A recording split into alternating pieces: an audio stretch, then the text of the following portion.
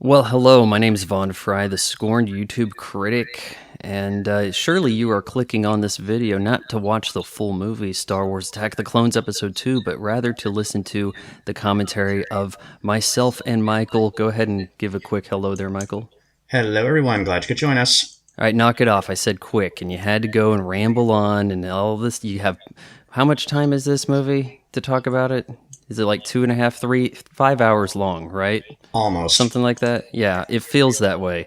So if you want to go ahead and watch along with us on Disney+, that's what this commentary track is for. You're going to want to queue up to 000. But first, give a quick look at my buddies over at calderalab.com. They make the finest skincare in the system. Use my promo code FRY15, save 15% at checkout. All right, we are queued up. Are you queued up? 000. Hit play now. Now, I'm enjoying this on Disney+. We got the contains tobacco depictions in the corner, which that's vague. Is that because the death sticks? Just saying death sticks, that's tobacco talk? It's got to be that. Okay, so here we are, a long time ago in a galaxy far, far away.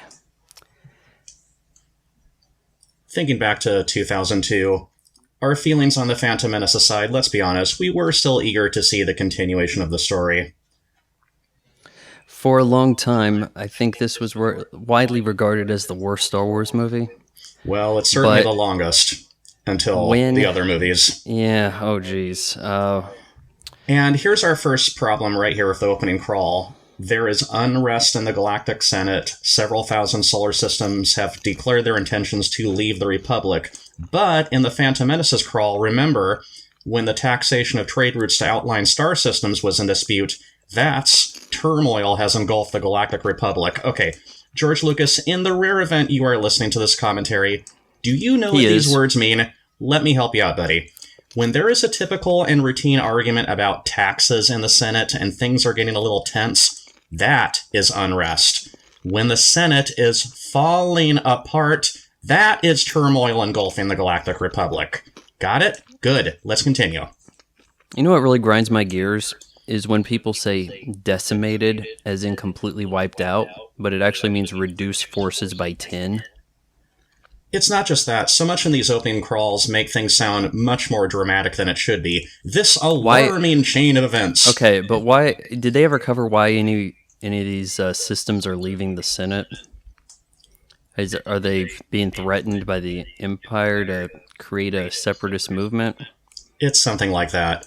They just want to leave the Republic, and the Separatists are clearly doing things behind the curtains to enrich themselves. There was another difference right there. This is not the most exciting opening, you know?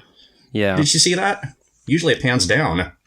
But it's not a particularly exciting opening. I mean, there's like this bomb thing, but I mean, it's done in a flash. Usually there's, well, I guess you don't have a whole lot of excitement in The Empire Strikes Back's opening, do you? The 3 little droids deploy onto Hoth. That's about it, right? Yeah, until we really get into the action, then it kicks things into high gear. But this stays rather slow for a long time, doesn't it? Yes. Until the chase, until the Blade Runner chase, really? And that could be 25 minutes into the movie. And we got a long, drawn-out sequence of the ship slowly hovering into the surface and coming to a landing. And then, a few seconds later, the bomb explodes on the ship, the assassination attempt. There's the guy who is not Panaka, but looks like him, and now has an eye patch, and serves a similar role. Yeah, Captain Typho, played by Jay Lagaaya. I hope I pronounced his name right. Oh no, there was a CGI explosion behind us. If the ship had been in space when it blew up, they would be dead for sure. 100%, no doubt. Why wait for them to land? They have to be within range, is that it? Range of the detonator? So who plays the decoy here? It's not Keira Knightley, who is gearing up to be a pirate. This is Veronica Segura, I believe her name is, but we'll see Rose Byrne in a few minutes playing one of her handmaidens. And Rose Byrne does not die, which means secretly a Sith. I mean, it's the only logical conclusion, right? Her and Jar Jar.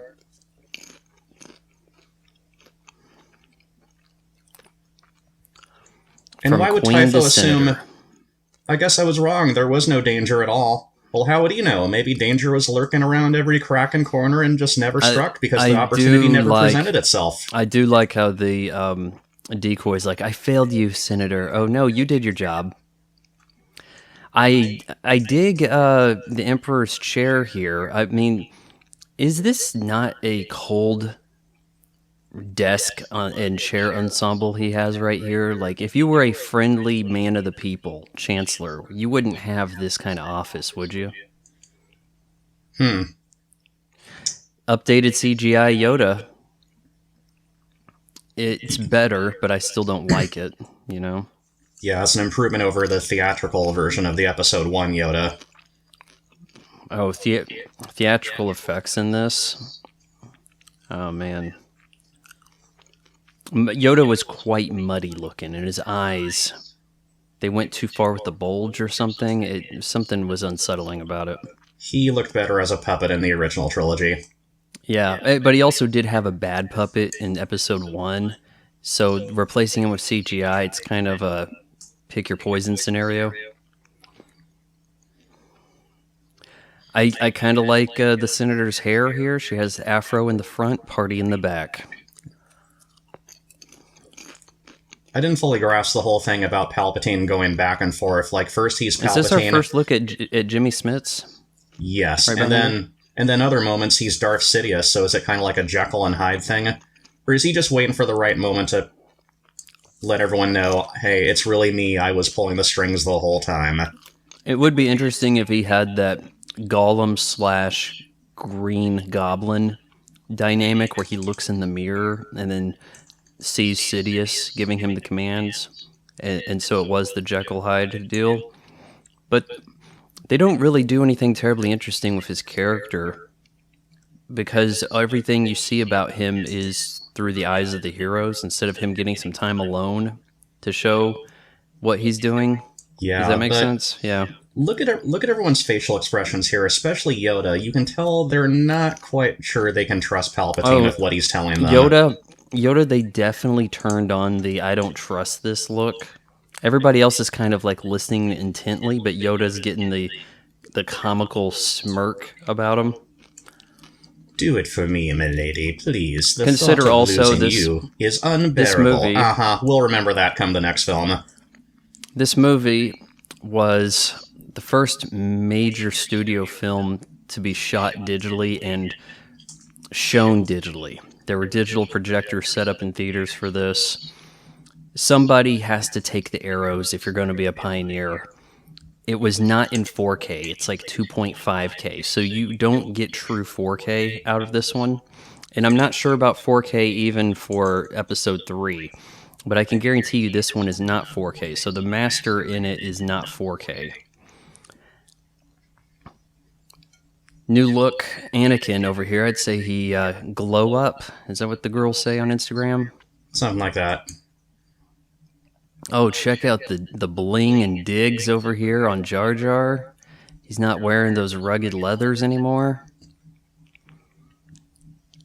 Okay, you know, they downgraded him for this film, but it's still Jar Jar being Jar Jar.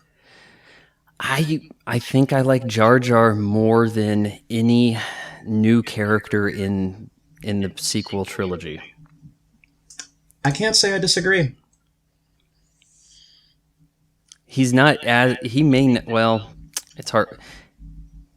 He's not more obnoxious than anybody. How about that? Oh yeah, we got a little meet and greet here. Natalie Portman at the height of her powers. And this movie in particular has Natalie Portman as the most gorgeous I have ever seen her. Let's try to keep track of the hair changes. This is her second hairstyle. There's going to be a dozen.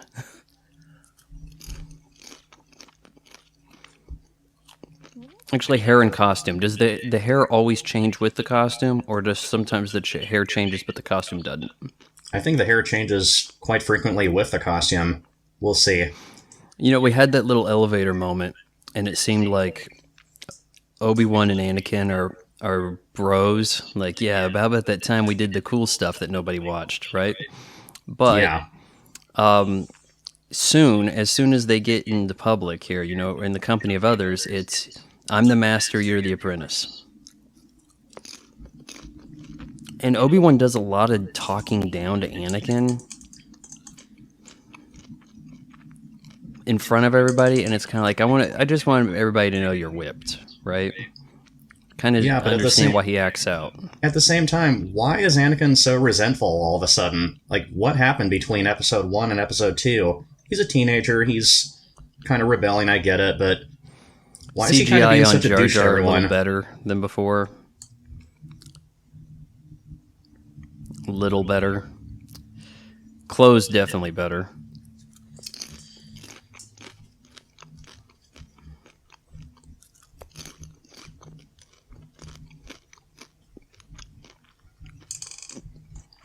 But he still got that thing for Padmé. Though I insisted it's still awkward how he looks like a small child and she looks like a young woman when they meet. You don't forget your first crush. Here we go with the Blade Runner aesthetic.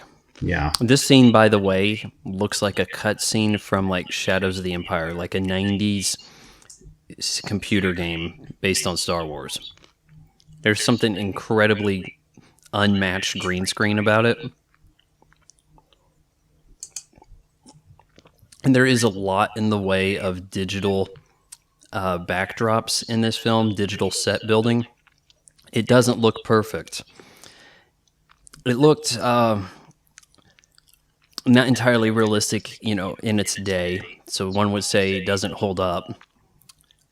You see a lot of kind of muddiness to it, a little unclear in the background.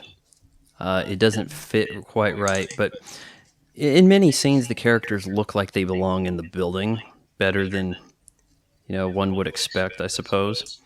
It's certainly better than in its time. But compared to what a YouTuber can do nowadays, a YouTuber might actually do better than this. Now, I'll debunk quite a few things in the Red Letter Media review. First of all, he made a point like, how are Obi-Wan and Anakin so certain the assassin is going to strike tonight?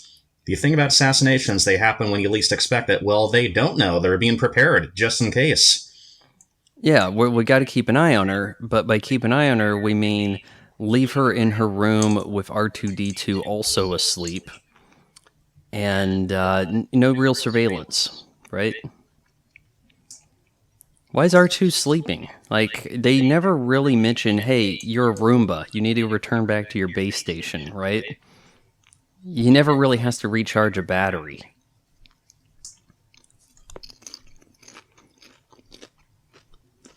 I think they said something Padmé didn't want them in the room and she was sleeping, so she didn't want an actual person present there.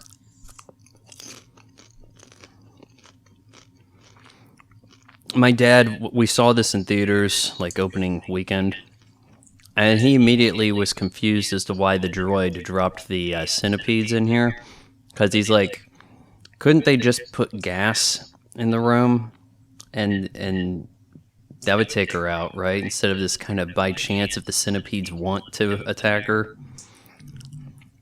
Well, when Jango handed her the vial containing the centipedes, he did say, we'll have to try something more subtle this time. Of course, if the droid is equipped with a blaster, it could have just boom, boom, boom, shot Padmé. I mean, the Imperial probe droid in The Empire Strikes Back, that thing had a blaster. Poisonous gas is more subtle than an explosion. Definitely. I think it would have been fine. In a few minutes, when Anakin runs in and cuts the centipede in half, how does he manage to just cut the centipedes? He could have cut Padmé's bed. He could have accidentally cut her. Oh, yeah. I would say he only doesn't cut her because the script said so, and they probably shortened his lightsaber in post to make it seem as though he wouldn't reach her.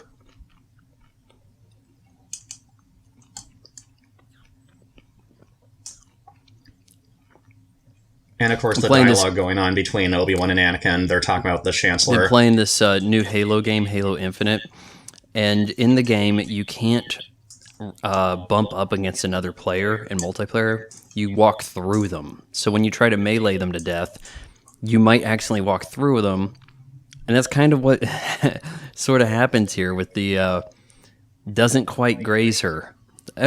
This is really bizarre.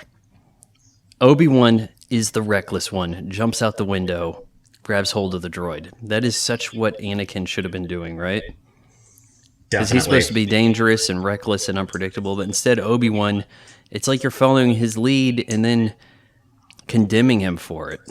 Well, it's not just that. Remember, in The Empire Strikes Back, Yoda says something to Luke, "You are reckless." What was Obi-Wan's reply? "So was I," if you remember. Okay, so we got to have a little scene here and there that shows just how Obi-Wan was reckless. Remember, too, in Revenge of the Sith, when Obi-Wan leaps in the middle of the convoy to take on General Grievous. Same thing there. So we got to have something to show how he was reckless. But anything could have happened when he leaped out to take on this droid. The droid could have exploded as soon as he catched it. There could have been more centipedes inside there. He could have fallen to his death. Revenge of the Sith is probably the furthest away I've seen of a Star Wars movie. Like, it's been the longest since I've seen it, so I recall less of it, I suppose, compared to others. I probably haven't seen it as many times as some of the others, too. And right here, if Zam points her blaster... Isn't that a horrific scope? Just a few inches lower, she could have just shot Obi-Wan. Oh yeah, that would have been a short movie, though. But I like the concept of Zam Wesell, an alien that disguises herself or itself as a beautiful woman. Okay, some but take on a bounty hunter this. we haven't seen before. If you are a changeling shapeshifter bounty hunter, do you need a mask covering your face? Wouldn't you be better off looking like an old guy, and then when you think you got away, turn into a young girl, vice versa? Why do you need your mask on, right? Okay, was that just a lucky shot? Anakin manages to dive his speeder down, catch Obi-Wan. It just seems happy coincidence they were able to catch up with each other so easily. Not a lot in the way of seatbelts in this little cruiser they have that looks incredibly dangerous. This is your Blade Runner-esque logistics system, I suppose. You have like, maybe like 1 trillion people live on this planet / city.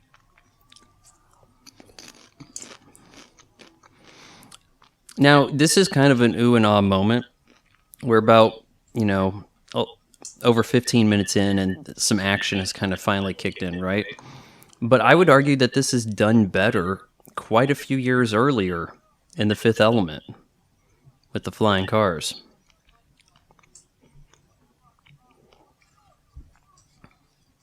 Coruscant is so populated. Cars flying around everywhere. As I pointed out so many times, it looks like New York City almost. When your car can fly, you don't really need to weave between the dangerous stuff. You can kind of go over it. Is this as thrilling as the speeder bike chase in Return of the Jedi? I would say no. No, but we gotta have some high-speed chase somewhere in all these movies. Now, I remember when the Lego Star Wars for the Sony PlayStation first came out, the first game had only the prequel trilogy, and then there was a second one for the original trilogy. Then they had a game for the prequel trilogy and the original trilogy combined. With that one, there was a level where you're playing out this speeder chase that was not in the original one for the prequel trilogy. And yeah, I actually looked at those in the Microsoft Store the other day on Xbox, and it is weird to think the second one is the original trilogy. But, in a way, they planned out the Lego Star Wars games more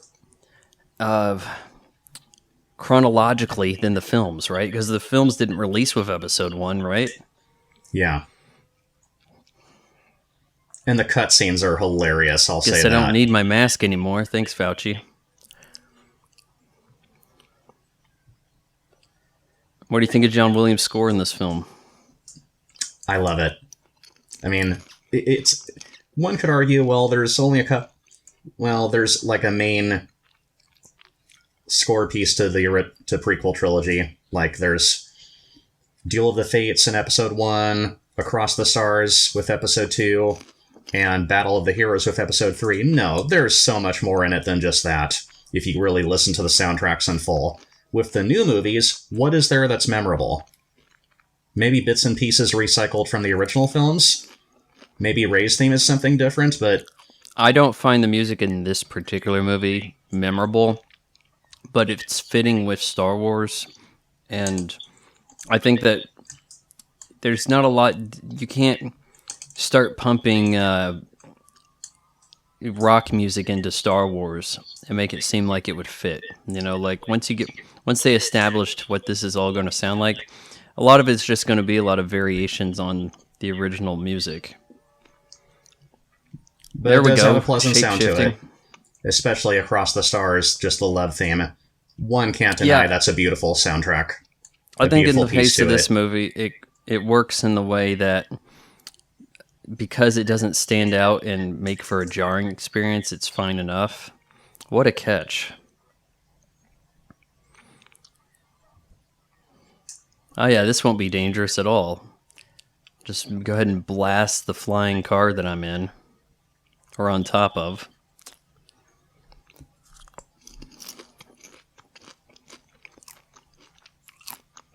Not the most crowded street below, but I mean, it's late at night, right?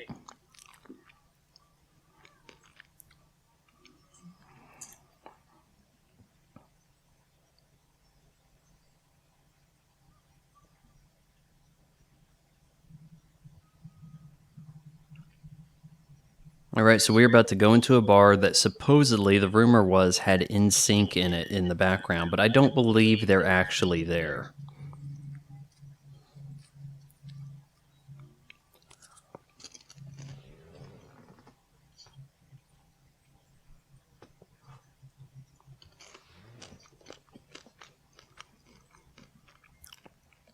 I get big Blade Runner vibes here. There's a shot as they're running, and you get right there, the little billboard advertisement things or whatever that is. Well, okay, so I think I kind of missed it actually, but you got a lot of neon here, and it looks similar to a scene where Deckard's chasing Zora, the snake lady, and there's a shot from profile as they're running sideways, and you got like a few people in the foreground trying to make it seem like they're running by real quick. And you don't get a lot of other shots like that in Star Wars, and it looks to be sort of homage to Blade Runner. But with the digital sets that permeate this film, this not being one of them though, you have a lot of limitations. So a lot of the movie becomes standing and talking rather than action oriented and the camera moving about.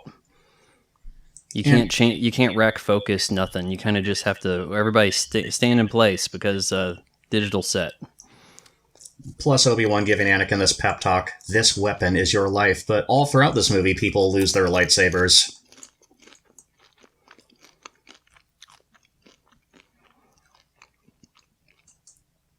And coming up, here's the death stick scene.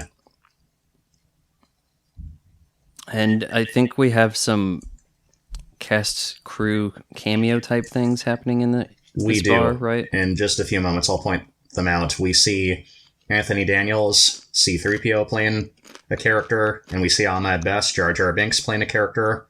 I'll point them out when we see them. It's very, very brief. Like, if you just blink, you'll miss them. The assassin is trying to get caught. All they had to do was transform into something they wouldn't recognize, take the helmet off, throw on a cape, whatever. I mean, it would have been easy. Well, they're in a large crowd. The assassin could be anywhere for all they know. The assassin doesn't need to try to hunt them for that matter, right? The job wasn't the Jedis, it was the Senator. Another severed limb coming up. It was Ahmad Best turned there's around, Anthony, right? And there's Ahmed right there. Yeah, I see Anthony now, yeah.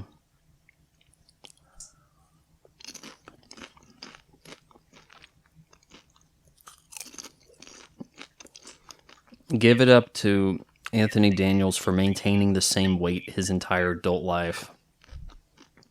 Not just that, he's the only actor in all 9 movies now to play his respective character.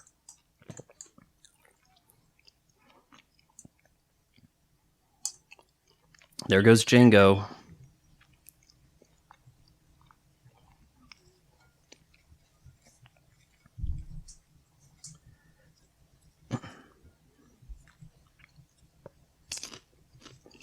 Red Letter Media pointed out, why didn't they go after Jango when he blasted off? Because he got away. He was too far away. What could they do? I mean, they don't have jetpacks, so I don't see how they could have pursued that. The Jedi Council. Now, I think minus Yaddle, the other Yoda species that was only seen in the background.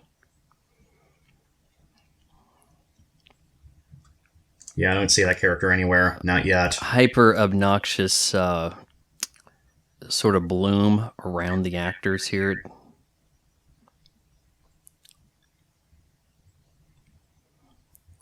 Kind of looks like they went too far with softening them for the composite. You don't see it on Yoda as much as the others. I guess because his head doesn't quite get to the level of the window.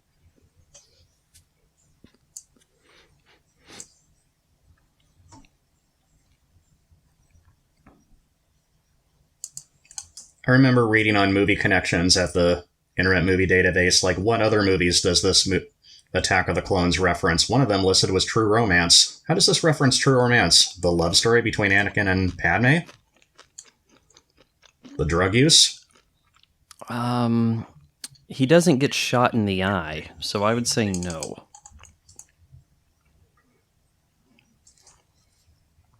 I remember seeing the trailer right here, this scene.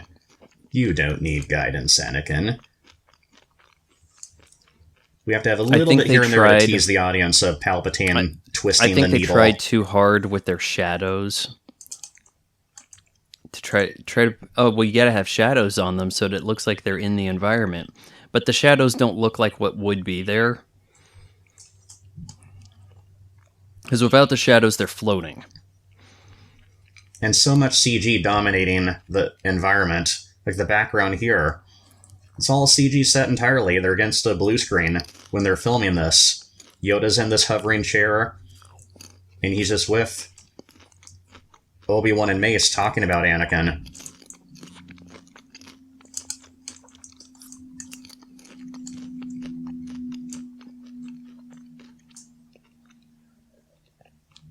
I haven't given it much thought, but have actors from this teamed up elsewhere? Like, is there a Ewan McGregor, Samuel Jackson movie that's not a Star Wars film? Not that I can think of. Maybe Ewan McGregor and Natalie Portman were in something?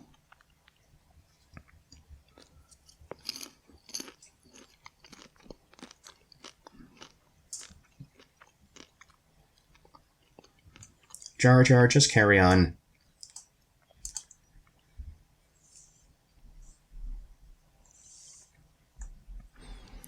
Okay, so I think this is 4th hairstyle, 4th costume for Padme. Now are we counting her costumes in episode 1 as well? Let's just go with this film. Okay, Red Letter Media pointed out, why don't they do anything? They see droids outside the window here because those droids are fixing the window. Nice Samsonite luggage. I was expecting a Louis Vuitton case. And how does Anakin go from with praising, talking about Obi-Wan, like, I'm grateful for him, he's such a great instructor, and then seconds later he's complaining, he's overly critical, he never listens, it's not fair. Doing this, like complaining about your troubles to other people, is a bad habit a lot of people need to knock off. It doesn't make you endearing. Conversely, she's perfect throughout the entire film.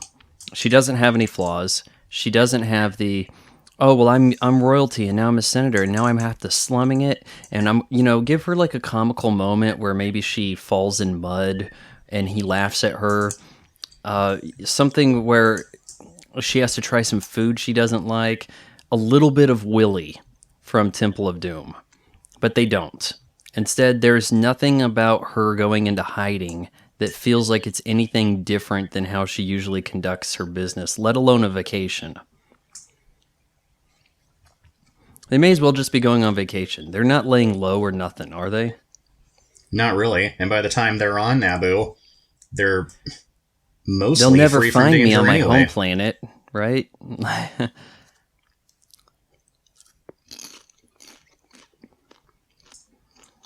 Sorry, milady. Ugh, creepy sex look there.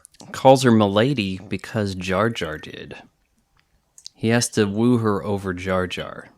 And that's another thing. There needs to be like a love triangle to make him as upset and as enraged as he ends up getting in episode 3, and it doesn't make any sense. It's not like he's losing her to somebody else. Yet he has to get pissed off. She has Peacemaker's helmet. That's nice. All right, so fifth hair, fifth costume.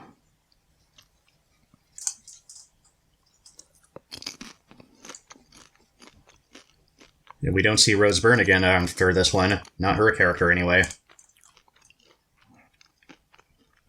The camera should have just lingered on Rose Byrne, and then she like talked into like her Apple Watch and was like, they took the bait.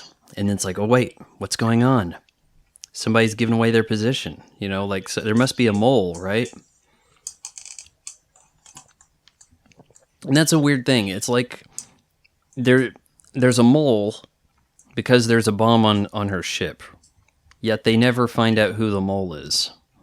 Or care. I don't think a lot of this makes sense throughout the movie. But here's the problem. If the newer films make less sense. Like every other minute something stupid happens to distract you from the thing that just happened that was dumb. You know what else is missing in the new movies? Rogue One, I'm looking at you. Pretty visuals, pretty colors. Look at the colors in this film. This movie is gorgeous to behold. Beautiful colors, beautiful locations. And as I pointed out in episode 1, a much more lighthearted directing style. That is the cleanest street I've ever seen in my life. And here we go, this American graffiti-esque cafe.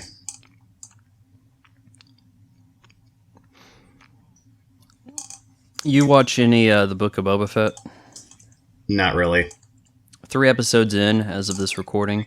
Episode 3 whips out a youth toughs street gang with motorcycles that have a sort of classic car chopper, candy apple red and lime green color aesthetic that would be more fitting in this location than on Tatooine, where they are.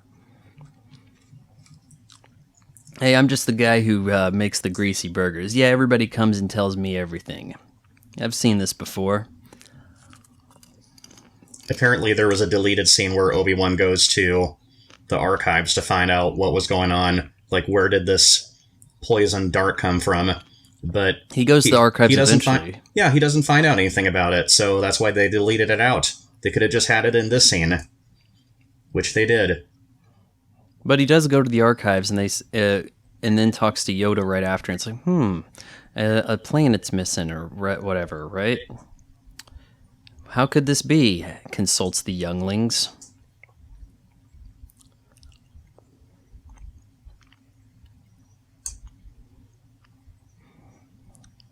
You think sometimes Dex was I get the impression that they make up new aliens when they don't need to. Like, this guy could have been something we've seen before, but didn't get to talk too much. A jazz player from Max Rebo's band, right? Yeah. Like, did he need to be a new kind of species? All right, what were you going to say there? Just how exactly they made the character work. Did they have the actor wearing a suit and then... Or was it all CG and then him doing the voice afterwards? Blended it all in? This is... I think they had to make a payment to the Trinity College Library to be using their blueprints for this scene. As I took a look at this and was like, hey, wait a minute, it looks like you knocked off our library. Which is, by the way, quite the epic library. And look at the bus around the room. The way I hear it, that was actually a bus of not actors or throughout the movie, not their characters, but of crew members that worked on the movie. Well, there was a bust of Count Dooku. We saw that. You mentioned this, but they don't, like, point to it. You know, make it look like something you need to keep an eye on, or, you know, the camera doesn't cut away to it. I still haven't noticed it. Maybe it's slightly behind Obi-Wan there, because that looks like a human. All right, we're roughing it, and we're going into hiding on my home planet. See, she needs to be, like, disgusted by the food. Like, there needs to be a class difference thing here, but instead she's so adaptable. She needs some flaws. It's ridiculous.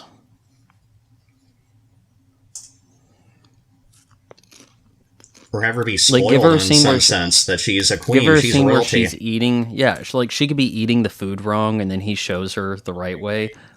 Character moments would have gone a long way in making a love story, but they don't do that because the problem is George Lucas has like 1,000% control behind this movie, and he doesn't really like write love stories. So maybe should have sourced out some of the writing. It's not exactly Natalie Portman-esque, but she could have been like Princess Vespa in Spaceballs. Remember her character? She was complaining all the way. That's actually a better love story. I challenge anybody to say otherwise. Well, I'd rather see Anakin and Padmé than, say, Finn and Rose. I'd rather see Anakin and Padmé than, say, 50 Shades of Grey or read the book. Someone would have to pay me bare minimum $50,000 to sit through that movie. That's how disinterested I am. In defense of Finn and Rose, at least they're somewhat at odds when at greeting, so that there's an arc, that they have somewhere to go. With these two, I don't feel like anything changes with them. And then he's just all of a sudden upset.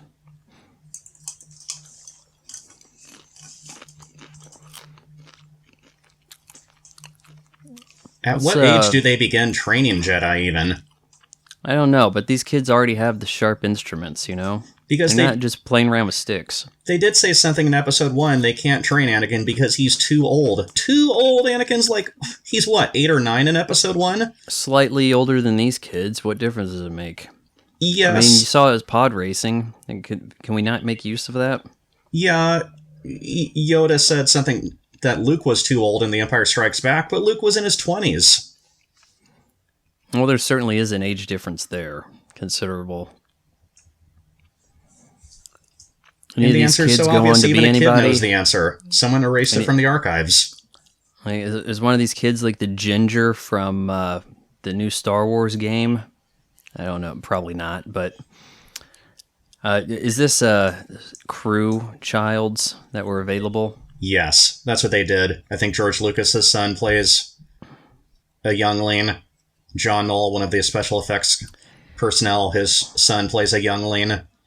And not just that, if you really look at their character names, what they did was they took the actual actors' names and just reversed the letters a bit. Same thing with some of these random Jedi that pop up, like one of the younglings that gets taken out in episode 3. His character name is Sora's Bandim.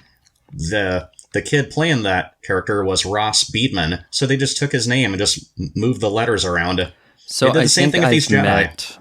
I think I have met the inspiration for Poe Dameron, because there was a there was a feature film, an indie film that was submitted to my film festival, and it was directed by this gal, and her last name was Dameron, and I thought, that sounds familiar, and then it turns out that she was assistant to the guy who ruined Star Wars, forgot his name just now, but he used her last name for the character of Poe Dameron.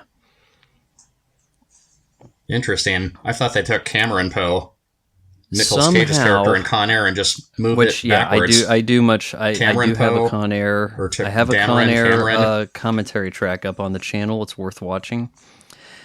Remarkably, Padmé has walked out of that cruiser with the same clothes on. Maybe there just wasn't adequate room for changing. I don't know. Oh, here we go with a set that actually looks good.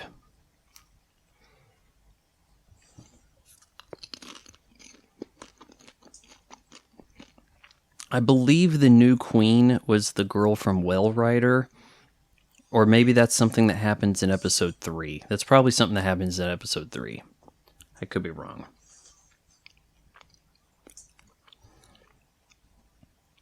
Newt Gunray. I'm trying to remember who that is. The Separatist leader. Oh, okay.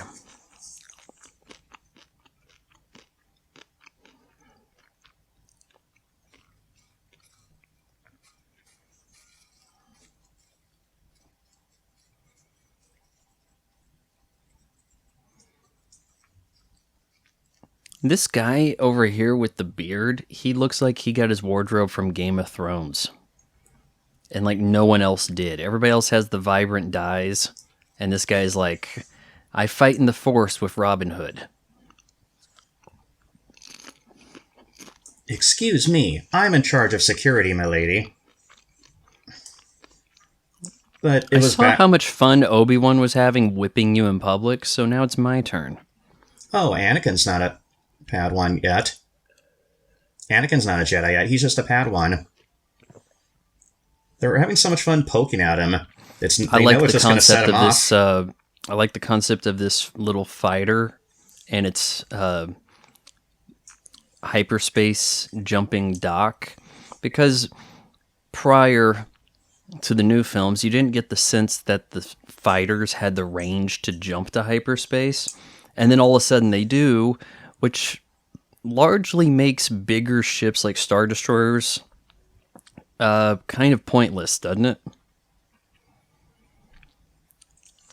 Or does Obi-Wan's particular fighter need this thing to be able to jump into hyperspace? They built up this landing zone over here, and it looks kind of cool. Though I think they should have issued Obi-Wan some sunglasses at the door. And like there could have been a little scene. He walks in, and it's like, please wear these. And he's like, why would I need these? And then the lights turn on, right? Yeah, the bright white lighting everywhere. But consider this also. Nocturnal animals have giant eyes, giant iris. As do these creatures. So wouldn't they want things dim?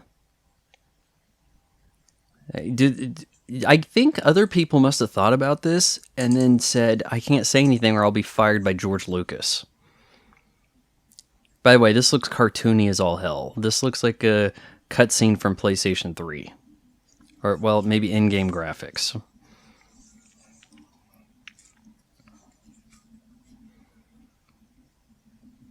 Why do Jedi bow when they greet somebody? Is that their version of a handshake? I really hadn't noticed that before. I kind of like his boots. Which we don't really get a good look at any other time. In fact, ever. Listen to this character talking for Lama Su. He sounds like a voice you'd hear doing a narration at an IMAX presentation. Yeah, or maybe like you're waiting in line to get on the ride.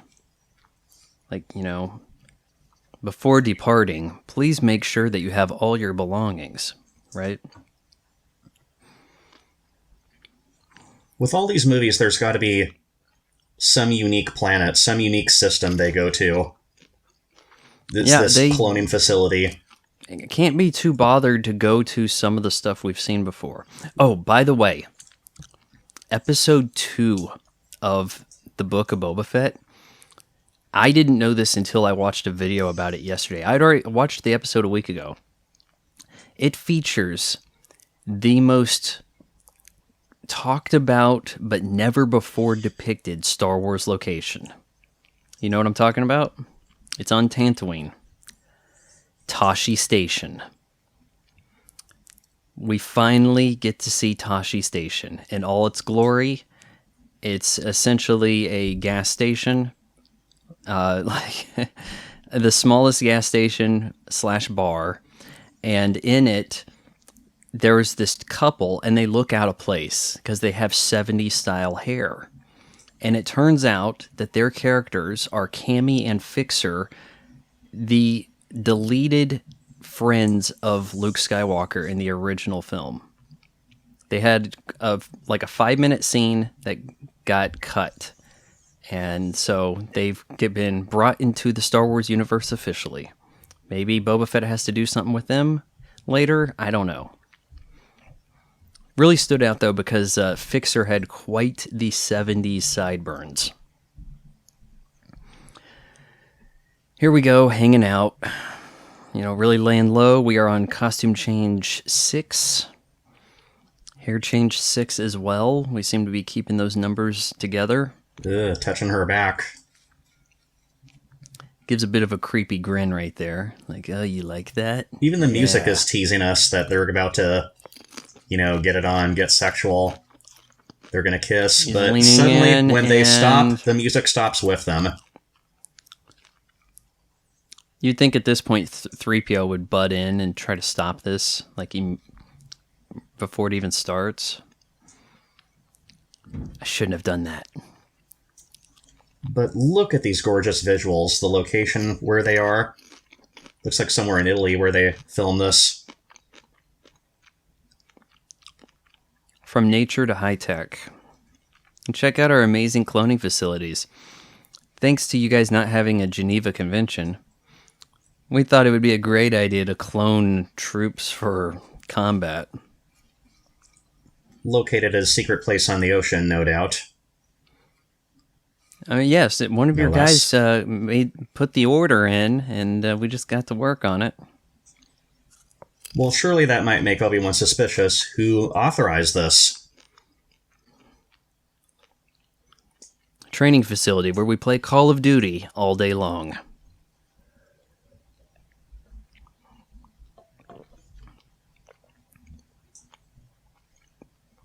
We have a bunch of lookalikes.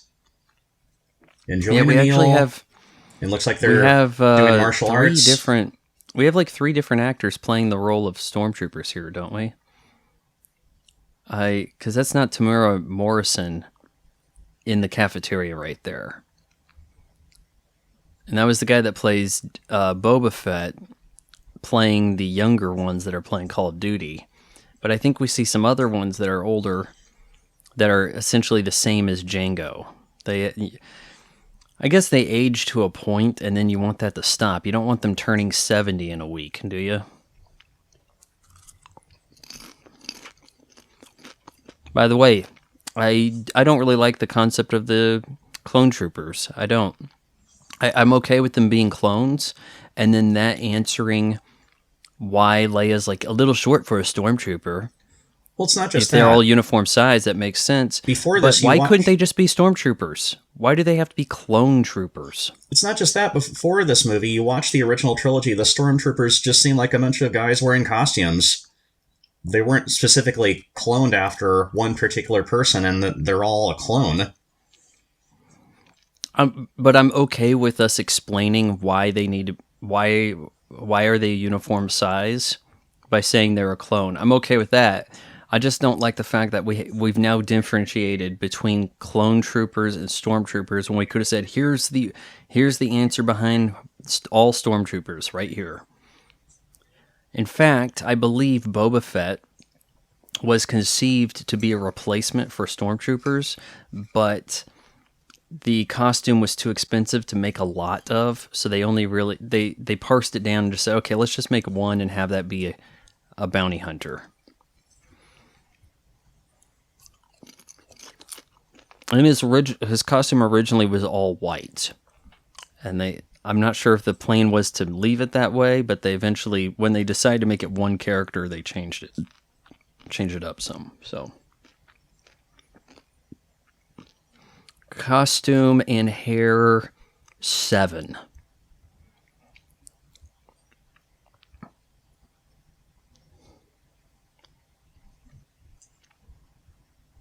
she's got mini buns right there.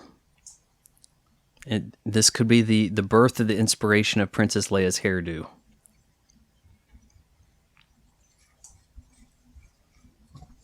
Though it's like her headgear holds the bun in with a net. In a way, it's not awful. I kind of like it. Hang out with the majestic cow elephants of, I don't know, grazing field. Oh yeah, we need to ride these guys too. They're basically off having fun together. I thought they were hiding from the Separatists. They don't seem in any danger at all. No, and nothing happens to put them in danger either. We just kind of cut away to this for shallow romance purposes. I think if you're going to cut away from anything intriguing or action, you need to have a little more going for it.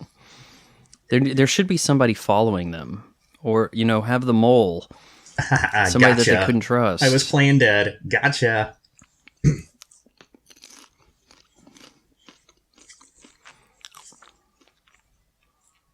They're doing like a kind of Simba and Nala thing, rolling in the grass, and then Padme's not now on top of Anakin. Could have been like Pinja. Can you feel the love tonight? I love the effects here on the ocean planet with the thunder and the lightning. In some of the early Frankenstein movies, you'd see like a thunder clasped in the sky, and you'd hear the rumbling sound effect at the same time. With this movie, they make it look more realistic. You don't see and hear it at the same time. I like Jango's quarters. Jango's quarters look very Star Wars to me. There's a 70s vibe about this.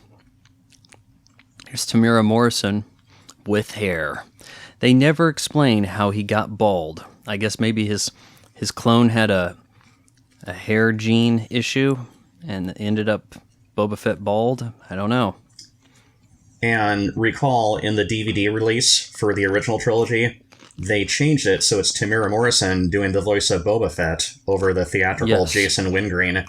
And Daniel Logan, the boy playing... Isn't it Jeremy Bulloch in the costume, though? Yeah.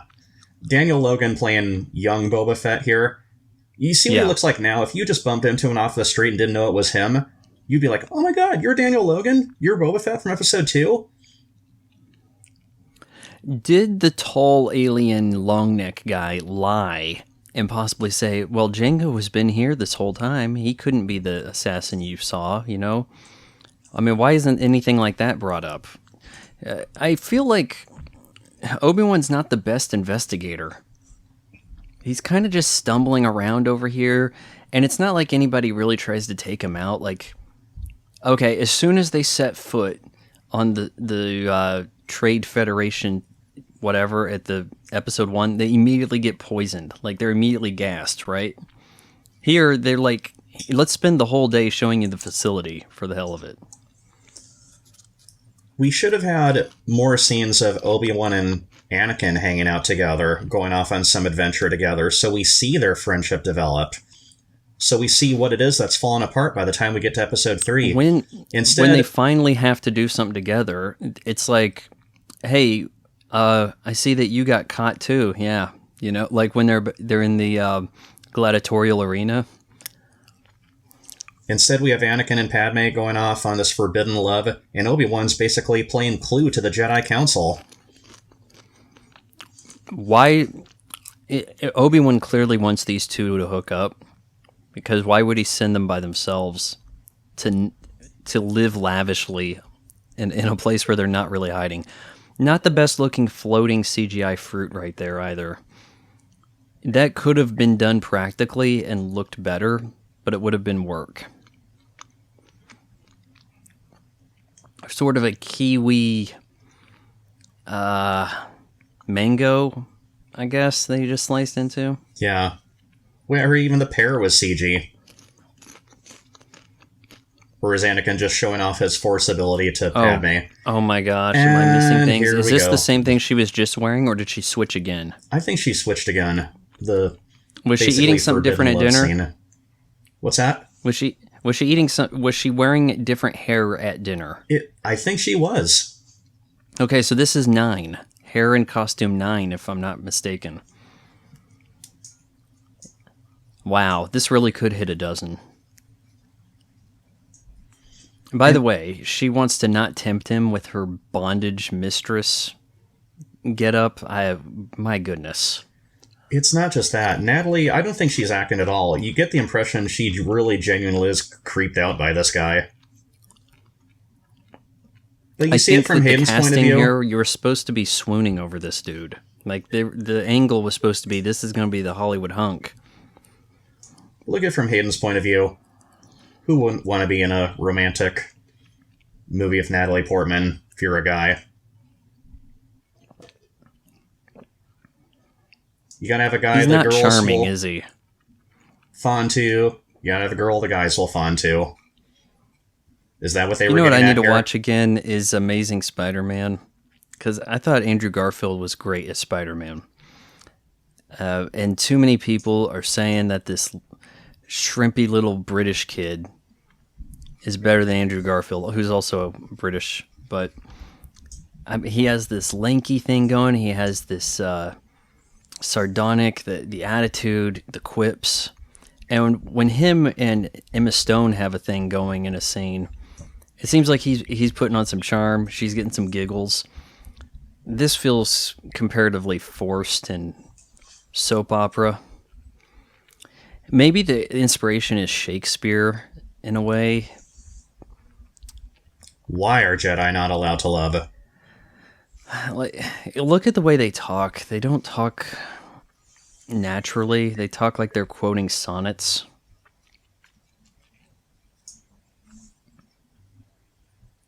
Kind of off topic, but I love the way you're going with these. Senators can't do this stuff. With your format on your videos lately. I know, I think I asked this before, but is that really the way your mother talks? Was that really her voice? No, that's my impression of her. But she yells a lot, and it's the most annoying voice I've ever heard. And it's hard to describe. It's probably something that modern microphone technology cannot capture. But I try my best with my impression. We actually came up with a card game today. It's called What Did Mom Say? Or What's Mom Talking About? And in the game, it's like Cards Against Humanity, where you have, but also a bit of a pyramid Pictionary type thing. You have to try to explain to somebody something using as few nouns as possible. And you lose points for using nouns. So, for example, the word is Die Hard, and you'd have to say, the guy's in the vent. And that would be like the short way to do it. But if you had to say Bruce Willis and he's crawling around in the vent, yippee-ki-yay, whatever, like you'd lose points for being more descriptive. Because that's how she is. She's incredibly vague with what she's talking about at all times. And it makes everything into a guessing game. And in the final round, you have to get to the opposite side of your house and yell the clues to somebody who's on the opposite side and the furthest away. So like second floor, yelling to the basement. Yeah, it'll be a big hit come Christmas time. I do like the hologram effect here. It looks in keeping with the technology. See how the hologram, it's soft, it's not laser focus. It kind of needs to be a little like that to look like it tech that's before of A New Hope, doesn't it? Yeah. And I mean, clearly it's more high tech, but Obi-Wan gets a droid. This is a computer effect, yeah, but he leaves him out in the rain the whole time. Okay, right there. Bring him here. Question him, we will. How is Obi-Wan going to transport Jango and, I suppose, Boba inside that little freighter? Are they going to ride in the rumble seat? Are they going to be strapped to the hood? We don't know. A rumble seat would so be in keeping with George Lucas and his hot rodding, I don't know, fetish at this point. Oh no, I'm having bad dreams. Oh, is that part of the Force? Like, what happens here? That is it premonition? I think it must be force involved, right? His dream states is the concept here that he had a dream about his mom being tortured, and it turns out his mom is being held captive by the Tusken Raiders, right?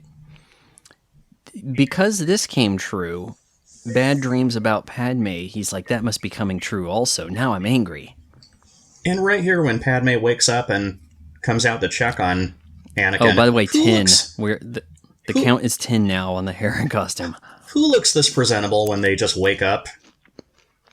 Natalie Portman.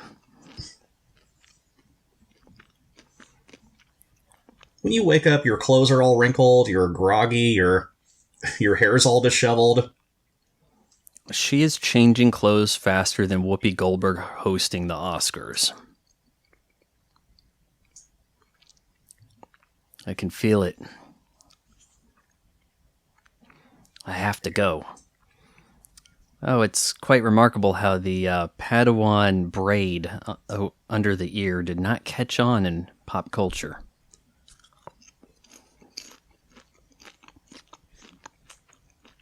I'm going to go ahead and say this. Of A-list actresses, Natalie Portman is the gold standard in eyebrows.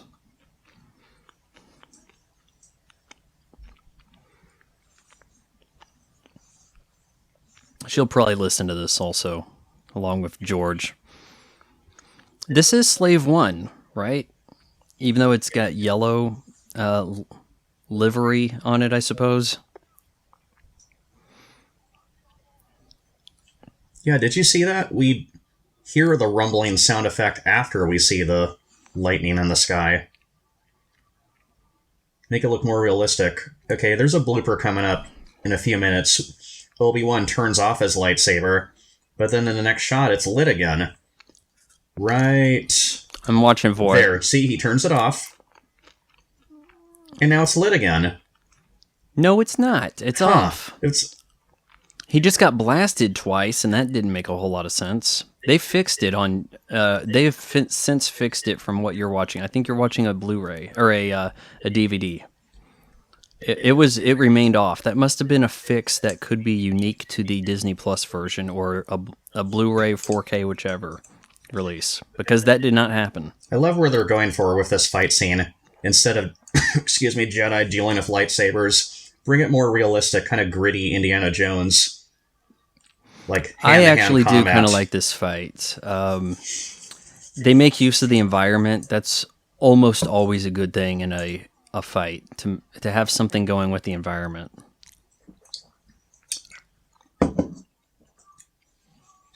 Force jump kick.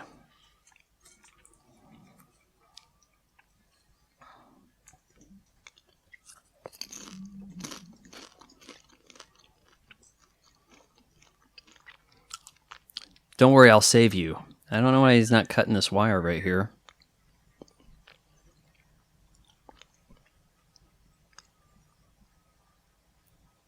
There we go. I mean, he could have done that sooner, couldn't he? I don't know. Well, he was slipping. Had to wait until he was balanced just right. Unbelievable dexterity. I mean, force included. He unraveled the cord as he's falling, and then Batmaned it over to some arbitrary buttress. And that he's able to swing and levitate himself, so he lands on screw that, the man. bridge I'm right not there just to get swinging to the elevator. And jumping. I'm going to do a flip while I'm at it. I know Jedi have, unusual capabilities that allow them to do that, but come on. By the way, I think Slave One has been changed a bit to where when it's in the landing position, the cockpit rotates inside the ship, so you wouldn't have to be like, horizontal. And did you see that when Jango was boarding the ship? He bangs his head on the door as it was closing. I didn't catch that. Same way one of the stormtroopers did that in the original film. Possibly, that's possibly not there in the Disney Plus version.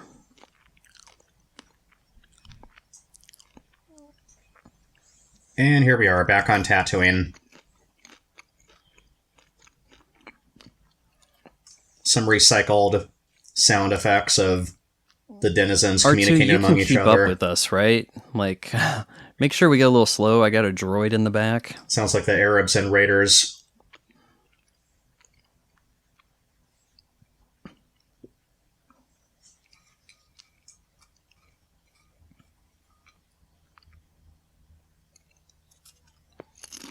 R2's just frequently told, wait here.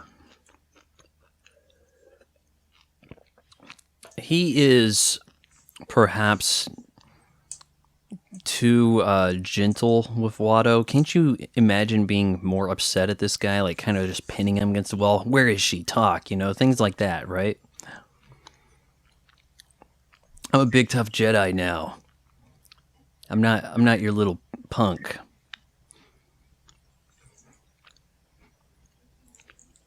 Well, he wants Watto to figure out, I'm Anakin, I'm back. It slowly dawns on By the Watto. way, Watto looks pretty good. They age Watto. Improved Watto. But what's with all the flies buzzing around him? Now you're supposed to think he's stinky.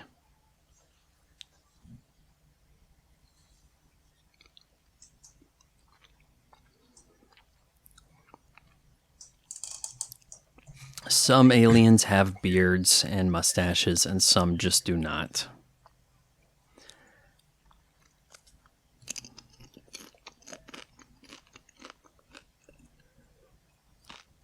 Jabba the Hutt, I was thinking, does he have a mustache? Because sometimes he looks like he has a mustache. No, I don't think he does. Maybe one of the early designs they had a mustache, kind of Fu Manchu-like. But the Jabba we saw in Return of the Jedi, that one didn't have a mustache.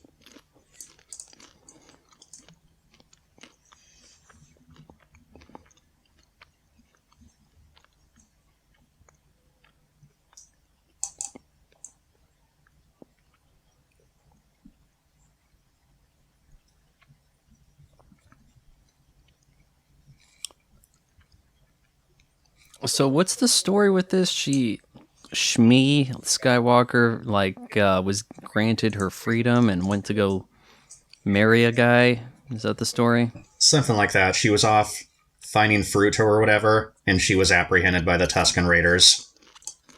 Okay, but she married the father of Uncle Owen, right? Because he says my wife. My wife got kidnapped or something. We have a nice little asteroid belt scene here.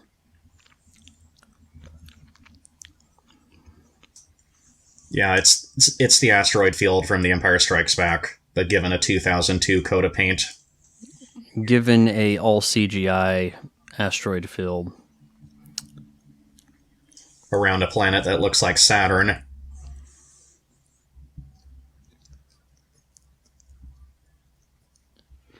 And that would make it more dangerous to get around all this. Yeah. The seismic charges. And it's silent when they detonate, and then boom when they blow all those asteroids to pieces. Surprising we don't see these elsewhere in Star Wars, I suppose. Takes some heavy maneuvering for Obi-Wan to fly his ship around those things. And Obi-Wan's not even supposed to really enjoy being a pilot. Doesn't even like flying.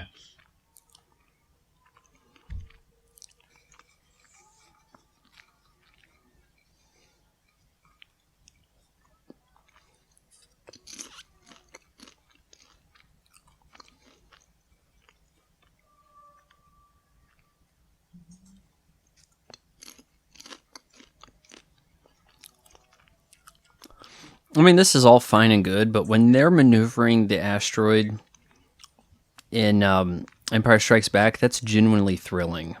When you see, like, the Millennium Falcon do the twist and then go into the crater.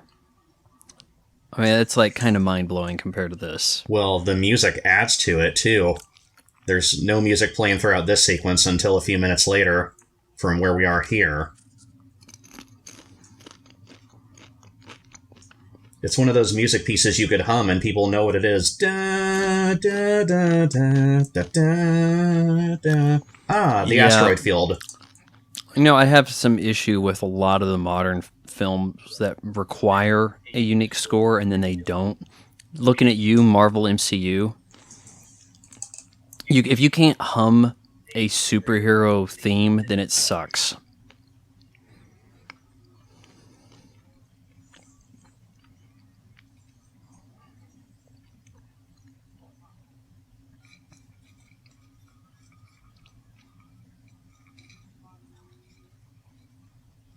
What's the name of his droid?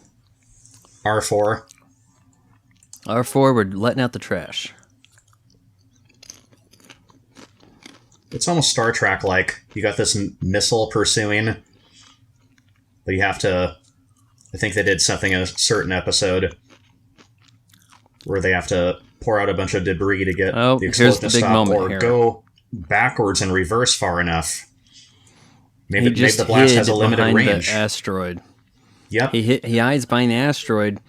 Same way. Then Boba Fett learns that that's something somebody will do, because you kind of pointed out before. You go ahead and say it. Same way the Millennium Falcon was hiding behind the hull of the Star Destroyer in The Empire Strikes Back. But Boba didn't take the bait, and take off with all the other bounty hunters, because he'd seen it before. He'd seen this maneuver.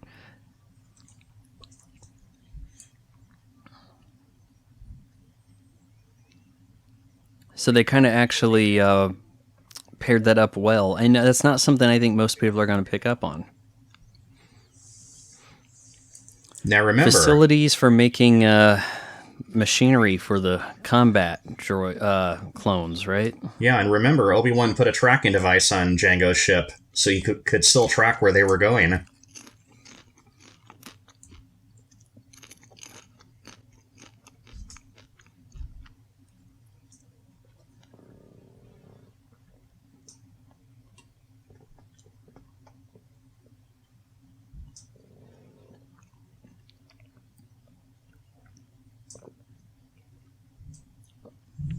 Yeah, wait right here, R4. I'll be back.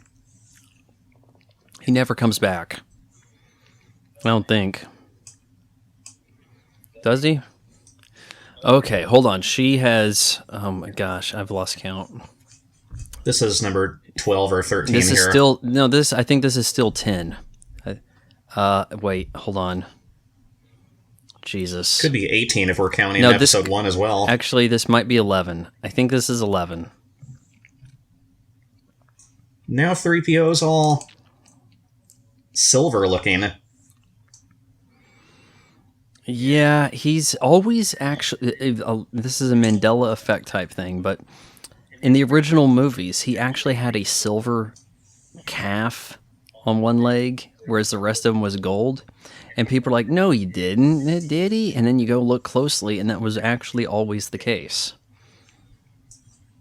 But they finally gave him a body instead of just being loose wires. And there is, before he was famous, an actor whose name I don't remember right now. Joel Edgerton, playing the young Owen. Yeah. And Bonnie Marie Paisi, I hope I pronounced her last name right, as the young Aunt Beru.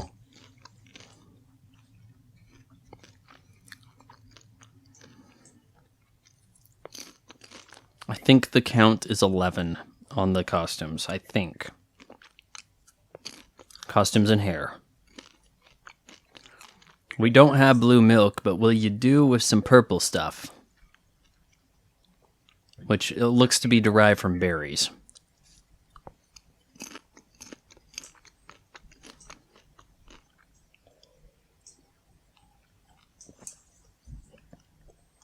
Have a glass, it's crystal light.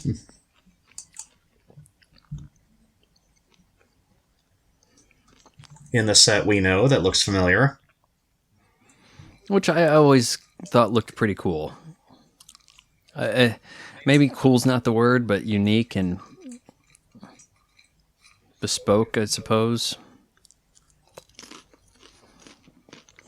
Now imagine how much more impactful they could have made the scene where Klieg is telling Anakin what happened to Shmi. They could have had some flashbacks of how this played out when he's talking about all this. I'm going to make an audible here. I think we're on hair 12, costume 11. I don't think her hair was necessarily under what she was wearing on her head. It's hard to say. What do you think? Hair 12, costume 11, or is it 11-11 still? I'll go with where you're counting. Okay, hold on. She took off a shawl, and does that count? Because now she's going bare midriff. And look at Anakin's shadow right here. People must have wondered, did they manipulate the shadow to make it look as though he's wearing a Darth Vader-esque helmet? Or is that really Hayden Christensen's shadow? I'm going to be generous and call the count 1111. Because it's like she took off a jacket and a hat, and I'm not calling that a whole costume change. And we're off.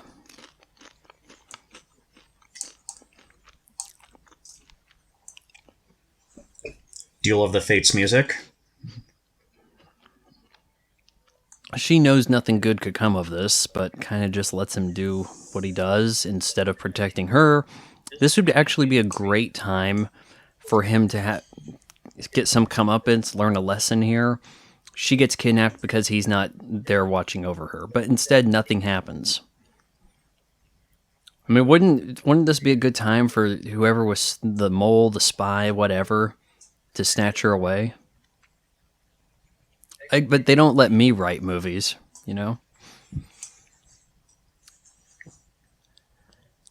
They should. Obi-Wan is ready to go into the kind of He-Man-esque lair of which they are building. I think equipment for the droids. He's got questions about receipts. You know, who ordered all the, well, I said droids, the clones, right? And our introduction to the late, great, legendary Sir Christopher Lee as Count Dooku. As much as I enjoy the character, it should have been Darth Maul. I don't enjoy the character.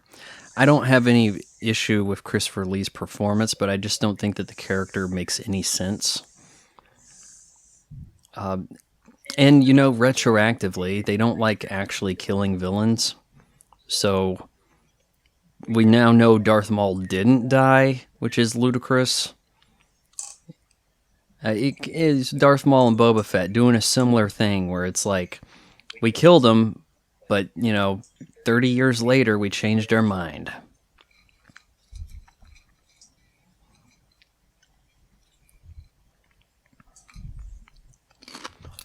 As I maintain, the prequel trilogy would be much stronger if everything Count Dooku does, they simply replaced with Darth Maul did it instead. And not do Darth Maul getting killed, cut in half. I call that getting killed. You know, change that up, have him get away, build some animosity towards him, then you'd have a big showdown in the third film. It would have made sense. The CGI clothes on that guy there with the gray long face, not good. They rushed that job. Yeah. It really stands out when everybody else is wearing actual clothing. Red Letter Media pointed out he looks like Count Chocula. He looks more like Frankenberry to me. I can see some of both there.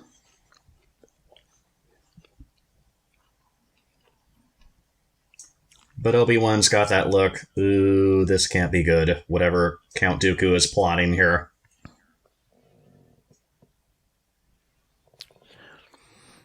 And this is quite a jump we just took, right? That's what I was going to say. That's a Force long soft landing. jump Anakin does onto the Force ground. no fall damage. And we saw in episode 1, they're able to jump heights of 20 or 30 feet. Do Jedi have special jumping capability, or do they have this cushion to protect them from falls when they jump like that? Until a week ago, there was no real redeemable traits out of the Tusken Raiders. But in Book of Boba Fett, they try to give this, they have a culture thing, the Gothy stick. They have a ceremony for creating it and giving people their robes and whatnot. They did this for Boba Fett. And then the next week, they all died off screen, and so it was all rendered pointless. I guess I don't fully get why people make such a big deal that Anakin slaughters the entire camp. He goes too far with that, but the Tusken Raiders aren't exactly characters we're on the side of. They're Yeah, they are called the Tusken Raiders. They're not called the Tuskens, and then that unit is the Raiders. But in the realm of did we think about what we were writing, I think George Lucas was rushing to the conclusion of his mom needs to die, here's how we explain it. Nothing comes of taking out the Tusken Raiders for Anakin. It's not like this leads to his downfall. Now they have if this was an HBO series, there you would cut to the various factions, and now the Tuskens would have a major issue, and they would help the Emperor, or they'd help somebody to try to get at Anakin for killing all of them, or so many of them. Something would come of it, right? They tortured his mother like an animal. And I remember when I saw this in theaters the first time back in 2002, people in the audience were crying during this moment. Your feelings on this aside, anyone who's lost a parent, I think you can relate to this. Yeah, it was a little too much, just her head droops back, but here's my question. In Episode 9, now suddenly Rey has this force healing capability. Where did that come from?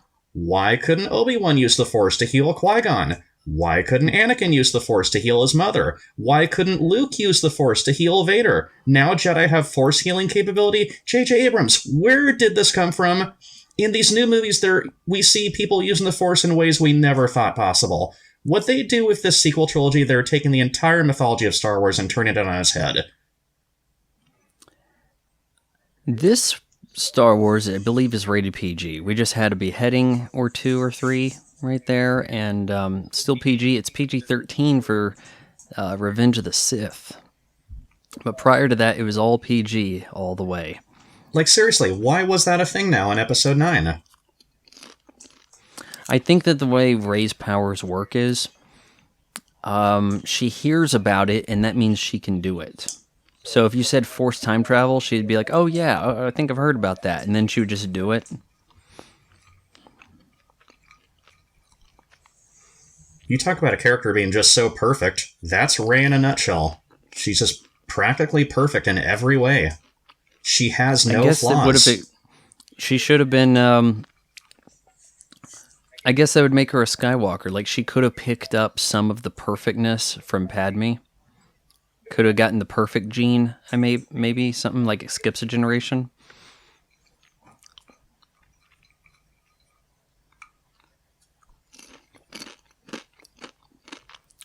Oh, he did actually come back to the ship. My bad. And he can't find Anakin and Padmé because they're not on Tatooine. So his tracker's out of range.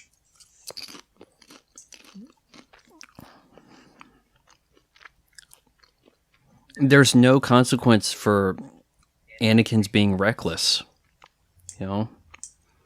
Like, Padmé doesn't get kidnapped because he left her behind. Taking out the Tusken Raiders, nothing comes of that either.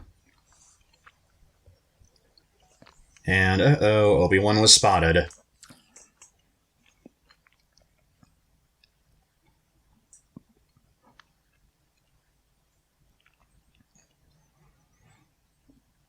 So he was making a hologram right there, right? Like, hey, R4, turn on your hologram. I want to give a little talk.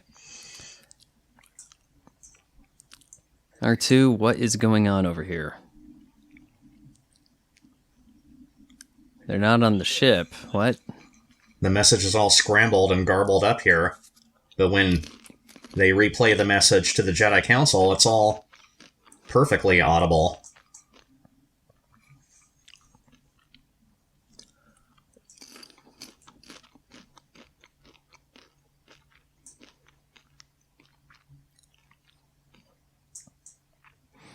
What do the Tusken Raiders get out of torturing his mom? We want answers. Where's the Moisture Farm secret code? You know, like...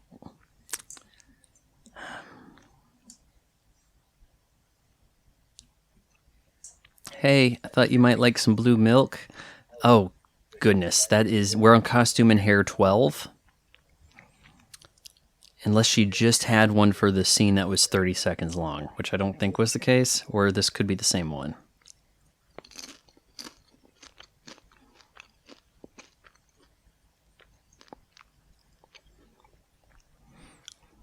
Wow, Padme really got this moo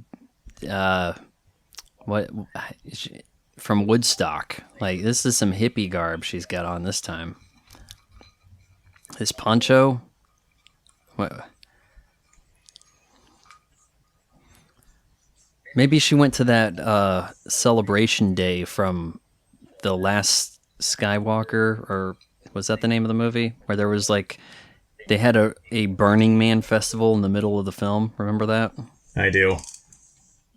Kind of Mardi Gras.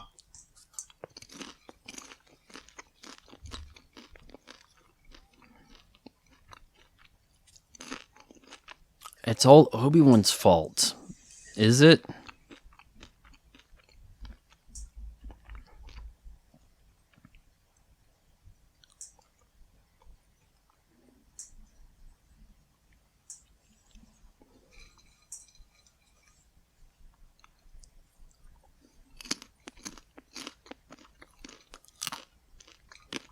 You could lie, Anakin. You could say, I asked for them to return my mom, and they did, but they said she died by accident beforehand, so here I am with the body.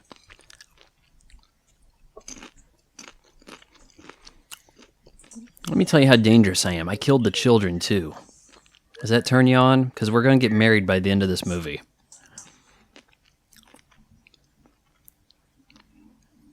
Well, it's definitely our first scene of Anakin where he really goes too far. He's starting to bug out, but at the same time, right there where he goes to the floor and starts sobbing, he really is regretful for his actions. She's thinking, it's too bad there's not another guy about my age that I talk to, and I'm going to have to end up with this guy.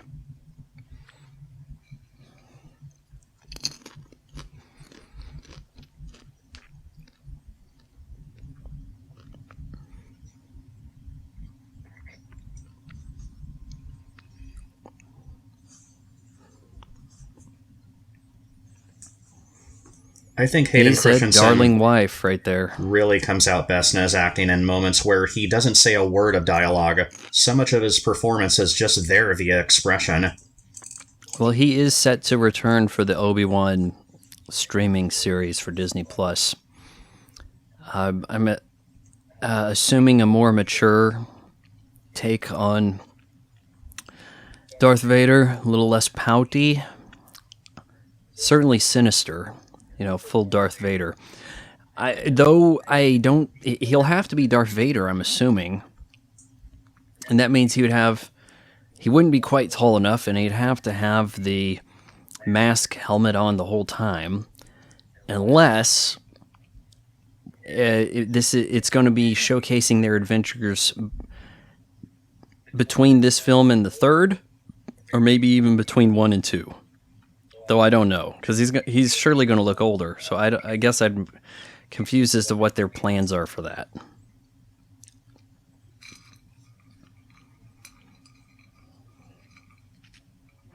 Okay, so this is actually the first meeting of R2-D2 and C-3PO? Or am I mistaken? No, because they met in episode 1. When did they meet on... How? Because C-3PO was in that for very little. When we first see C-3PO, he's all just wires, not fully completed. Yeah. R2 was with them? He wasn't on the ship? Yes, when they first go into Qui-Gon? Anakin and Shmi's home, R2 was with them that time. Oh, okay. All right.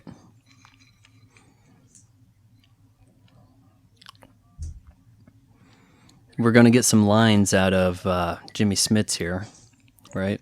I like to think of Jimmy Smits as Crockett's first partner, who died right away in his first scene in the pilot of Miami Vice.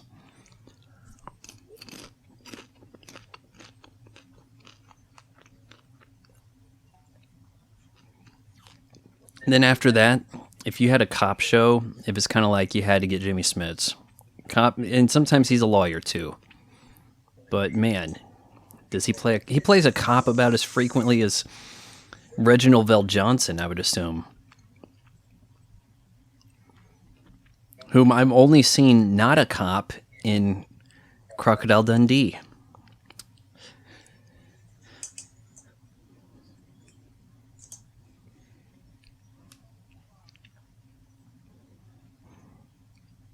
Man, how many credits do you think it costs for the Imperial cruiser they got here? I mean, this is quite the swanky ship, isn't it?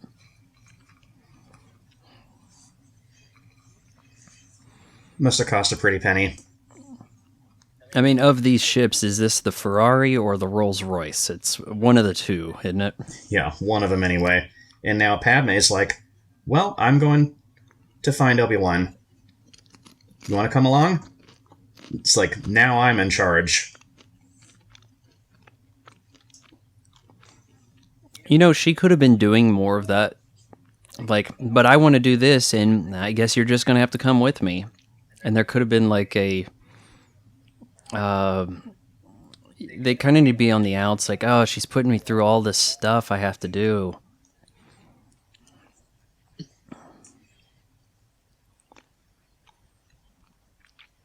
There's a lot of these bad scenes where it's like, if only somebody would something. I know. And Jar Jar's thinking, only Senator Amidala were here. I guess it has to be me. Oh. Huh. Hold on, wait a minute. I'm standing here, and I could do that for her. She said I could do things while she was in hiding. That's weird.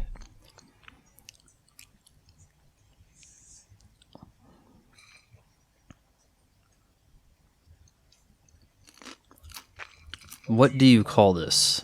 Hover restraints? Something like that. It is funny how he Makeshift rotates. prison cell. We want to make you a little dizzy while we're doing this.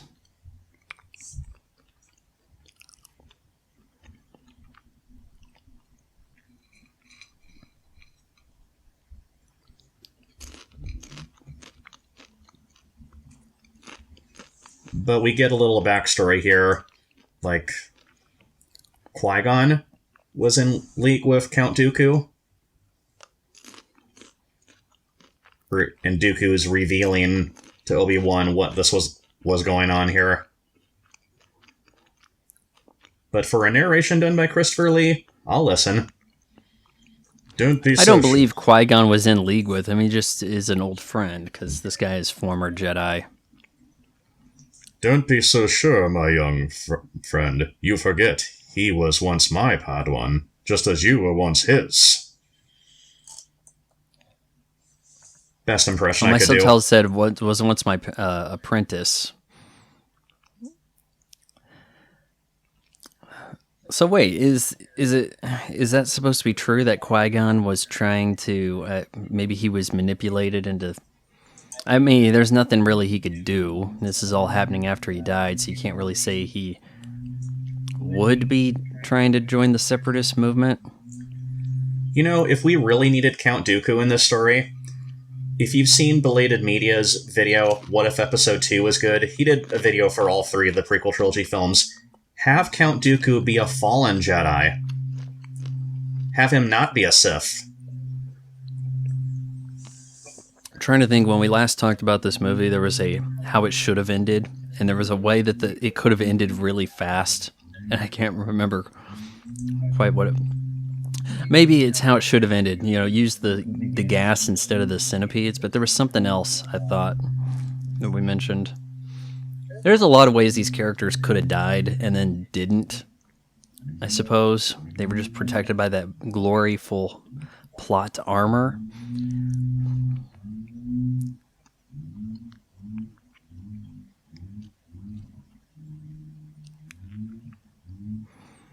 And that's the Senate building, right? Where they have the floaty room. Yeah, here we are. Delophilicus. Everybody to your pods. Delophilicus. Oh my god. It actually says it in the subtitles. So we actually have Jar Jar to thank for the entire original trilogy. We actually have Jar Jar to thank for Emperor Palpatine coming into power. Our boy Jar Jar. Applause.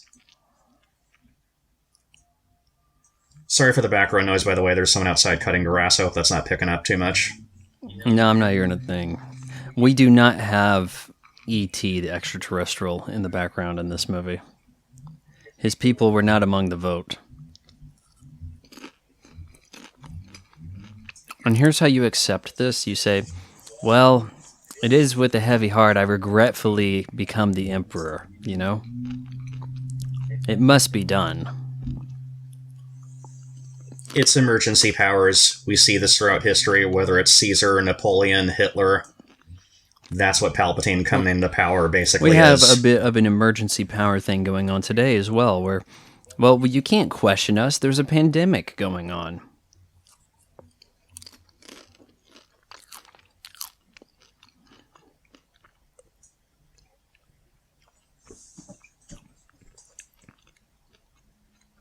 Take what Jedi we have left. So the forces that in the arena, that's all the Jedi? You can't say all the Jedi, because it's so many of them. And not just that, Yoda decides, okay, I'm going to go to this cloning facility and inspect these clones for myself. So he learns they were built in secret. And he decides, okay, let's use these clones to our advantage. He's coming by to pick up the order that happened to be ready for shipment, you know?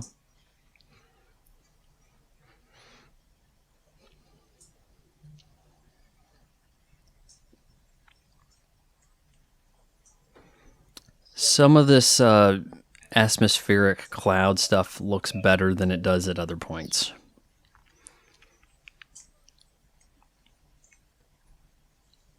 I love how the music's building up tension, though, when they're approaching the facility. The music goes da, da, da, da, like it gets creepy and sinister. Yeah.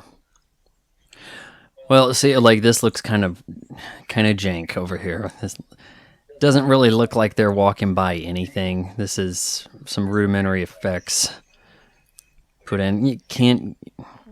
We couldn't really be bothered to use real fog or nothing. Or just seen in their shoes, you're an actor on set, and you're in this green Clearly, screen room. we are in. What are you supposed to? We're in costume 12, right?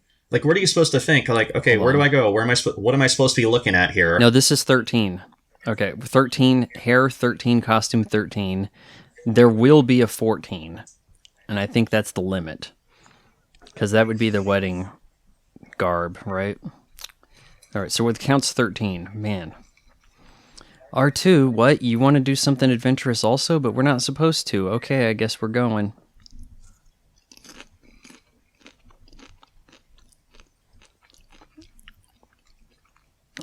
What really is the motivating factor for R2 to leave the ship? I mean, all they did was just walk. It's not like, oh, they're in danger, they need me. Squawking.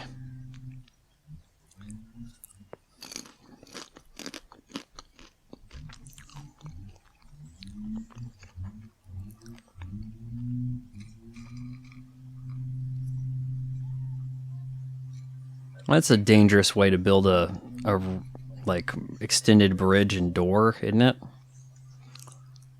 You walk out this hallway and you fall into the machinery. And there's so much going on. You turn your back for a second, you're dead. I'm not convinced they could possibly survive this. This is timing that they have not practiced before. I mean, what I would do is I would jump to the side and maybe hold on to the edge instead of staying on the belt. Or how long can you hold on to something like that? There's danger well, in every corner. it's just something up on the side. You could see there was a little bit of a fencing type deal on the side, like maybe just kind of just sit over there for a sec. And here's R2 shoving him into the pathway. No concern for R2 because R2 can suddenly fly. And apparently he lost the ability to do that in the original trilogy. But man, oh man, is there just no connection in the sequel trilogy. I think you said something like there were some things you could do to fix Episode 8, but you can't fix Episode 9. Didn't you say something about that? I think so. 7, I think, is a bit doomed. 8, I think I could actually edit Episode 8 into being a pretty good movie. But there is no fixing 9, and because of that, I think one would have to say 9 is the worst. There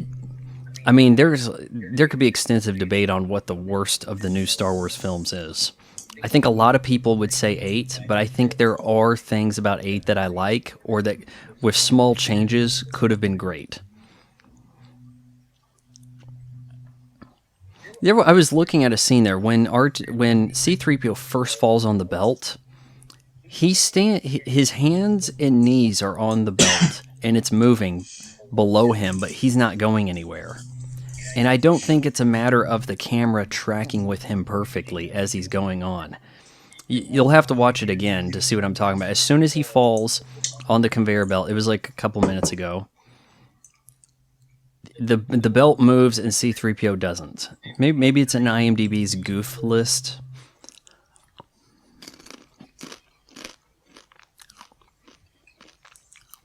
Well, the droid's got C-3PO's head, and it's still going to blast it's amazing. away at enemies. That's his right hand, right? So he just... moments before he loses a hand, he doesn't quite lose a hand.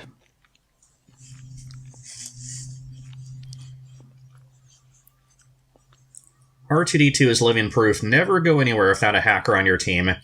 How he manages to save Padmé in the nick of time.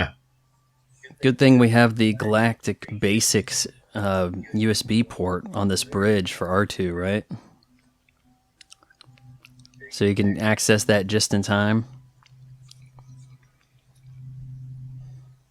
Weird crash zoom right there on Natalie Portman. You don't see a lot of that in Star Wars.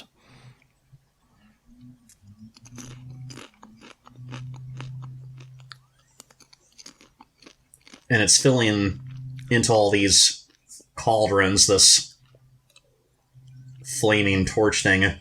Like, is this one the one Padme is in now? Or is the camera her eyes? R2 that saves her killed just her, in by time. the way, dropping her like that. And right here, when this blade cuts the bond on Anakin's arm, how does it cut just the bond so he can get loose? You could have sliced his hand off. Yeah, I don't get it. And it's making what? Panels for a tank, maybe?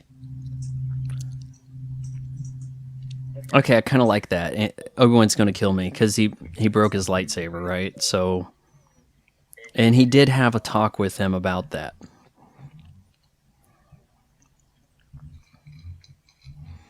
Lucky for you, my lightsaber's broken. Yes, because when the droidicas surround us, we're in trouble. They always give up when the droidicas arrive. What do you think about Mace Windu killing Jango Fett? As I think about it, shouldn't it have been Obi-Wan? They'd had a fight earlier. It could have been Padme. Well, what's her issue with Jango Fett? Shouldn't the person that offs the other one be somebody they have a prior conflict with?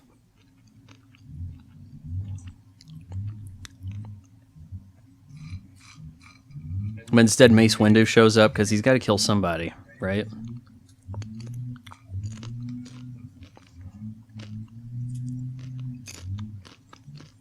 Since we're about to die, I think it's time I tell you I love you. Oh, I had no idea, but you were acting kind of bad today. I mean, hell, you just killed a bunch of Tusken Raiders. I kind of want to distance myself from you.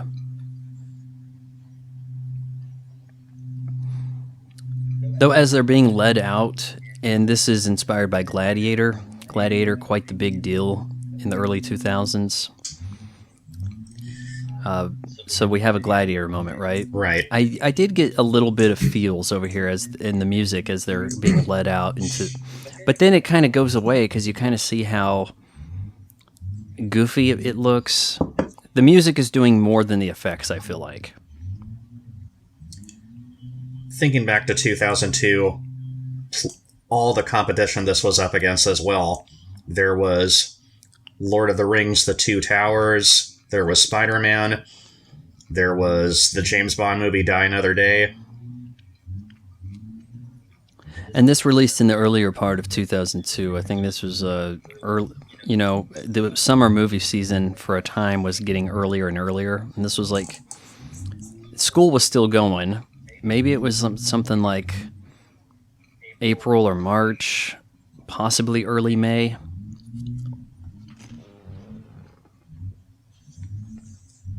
With the original trilogy and the prequel trilogy, they kept these for May releases, which it should have been just a summer blockbuster. With the new movies, I do like the snark here with the we decided to rescue you. Good job. Yeah, the first time these guys have been together in over an hour. Same here. But with the new movies, they release them at Christmas time. Why? I think that we're going to see major shakeups to the tradition of that. We're never getting back to the summer movie season because there's so few competing now. Disney owns about anything that's going to go to a theater. There's two types of movies, Disney and Tom Cruise. Everything else doesn't go to the theater. And we come to the unfriendly beasts, the reek, like a rhinoceros. Warner Brothers DC stuff can go to the theater, but may not. So the Acklay looks like a cross between a dragon, a crab, and a snake. And the Nexu, basically a feline. Is it overkill to have this many creatures?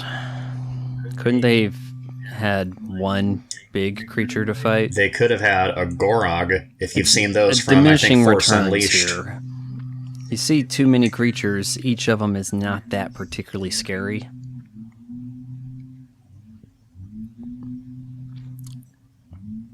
No one's going to see this lockpick. It's dumb to tie them up for this. It doesn't make for a good sporting event. So you have spectators, give them a show. Give them a little buckle and sword, right? Give them something, or just some material they can find around the Coliseum that they could use as a possible weapon. Kind of like the Star Trek episode. See, everybody's Arena, going nuts because they got loose. Where, if they had just stayed chained up, this wouldn't be any fun. Like, remember the episode where Captain Kirk battles the Gorn? He has to look around and find all sorts of material that he can assemble as a makeshift weapon. Something like that. Hmm.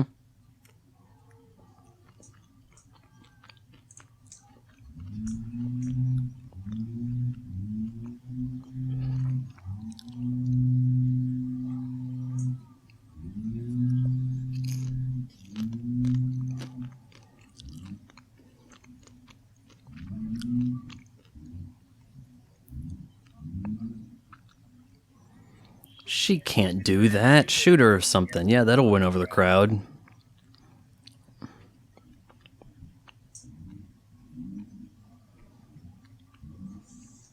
How did Padme even get the key or whatever she had to pick the lock open? You never saw her acquire this, but all of a sudden she had something in her mouth she could pick a lock with. Maybe it wasn't a key, just something she had that she could pick the lock open with. No, it was no key, but she had something she hid in her mouth. Easy, boy. Easy.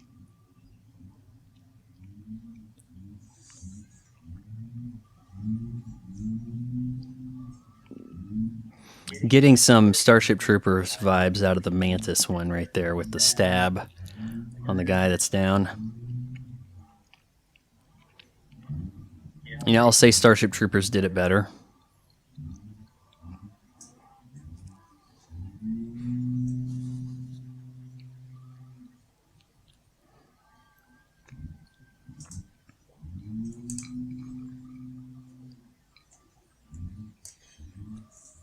Or does it make it more exciting when Anakin, Padme, Obi-Wan, they all have their own beasts they have to fight?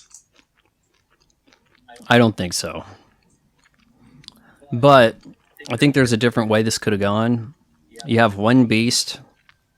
They fight it for a bit, but then they team up, and the beast becomes friendly to them in some way. Like, see how they sort of tamed this one.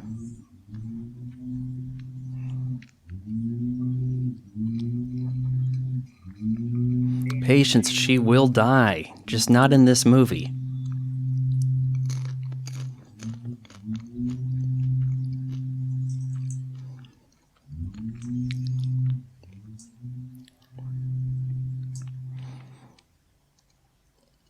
Of the various mass-produced enemies, the combat droids have actually been somewhat effective. Jango.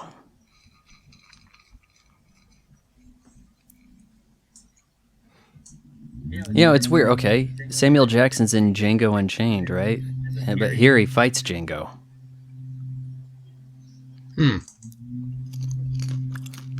And now that law of diminishing returns on coolness.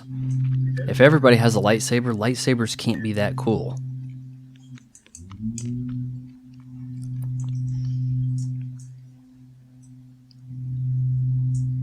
And that's are these the heavy combat droids that have the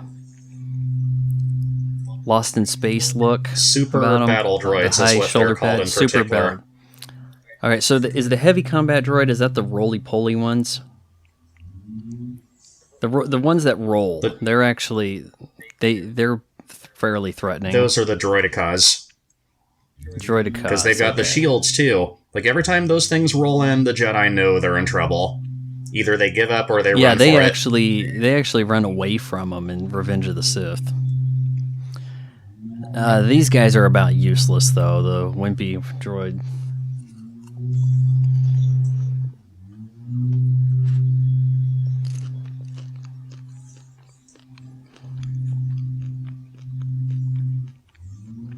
Okay, now it's just absolute mayhem. Blaster fire everywhere. I wasn't looking for a second. What happened to the horned beast they were on? Did it get killed? It will. We're coming up on that. I think the horn gets sliced, doesn't it? I think the horn is sliced off, but it's almost out of frame, but you kind of see it missing.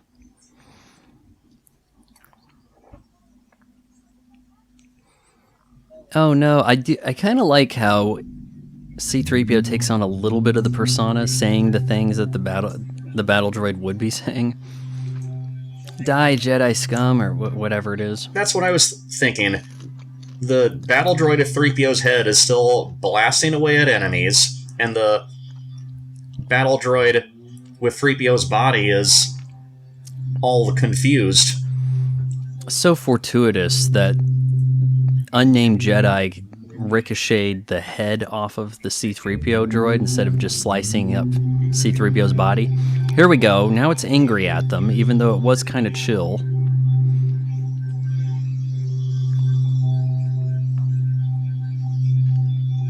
I don't like this. I would have preferred Obi-Wan to be fighting Jango, because they had a fight earlier, so he needs to make good on it, finish the fight. To defer the rivalry to somebody else just doesn't seem as impactful. Okay, so Jango took it down. Sad. Well, we gotta have a scene of Mace Windu where he's cleaning house. There is a deleted fight with a couple more swipes in there where he probably would have lost limbs and then been beheaded, but they didn't go with it. But you can see the motions. It looks like there was some limb slices. Boom, decapitation. Die, Jedi. You're good several seconds behind me.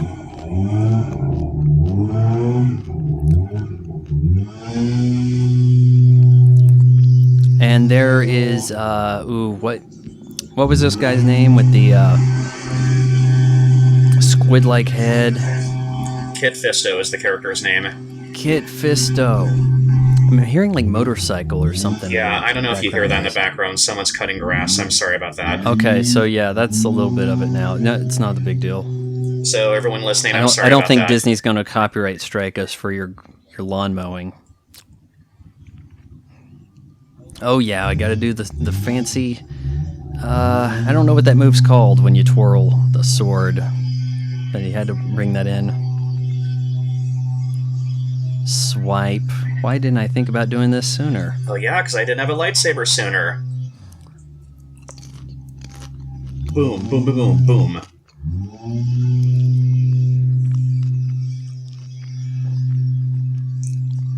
Sorry, 3PO. R2 has to come to your rescue. Again.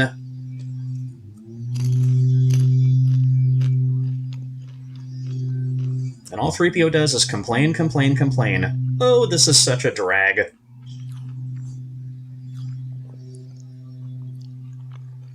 This is what C-3PO does, though. Like, you can't have C-3PO sitting in there for a scene that's going to be real dramatic. This is what he does. He's in his lane. He's doing what he does best.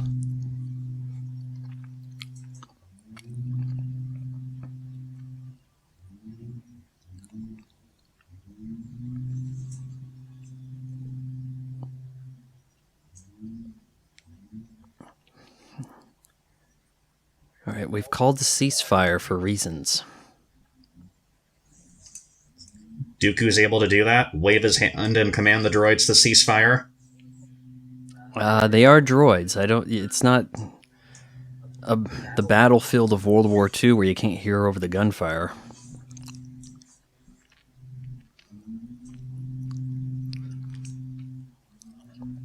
Surrender and your lives will be spared. That's different than surrender and I promise you a quick death, you know.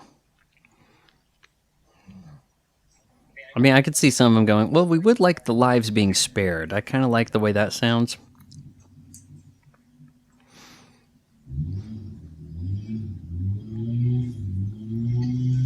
Looks like they're doomed. Those ships are already going by. They're not coming in.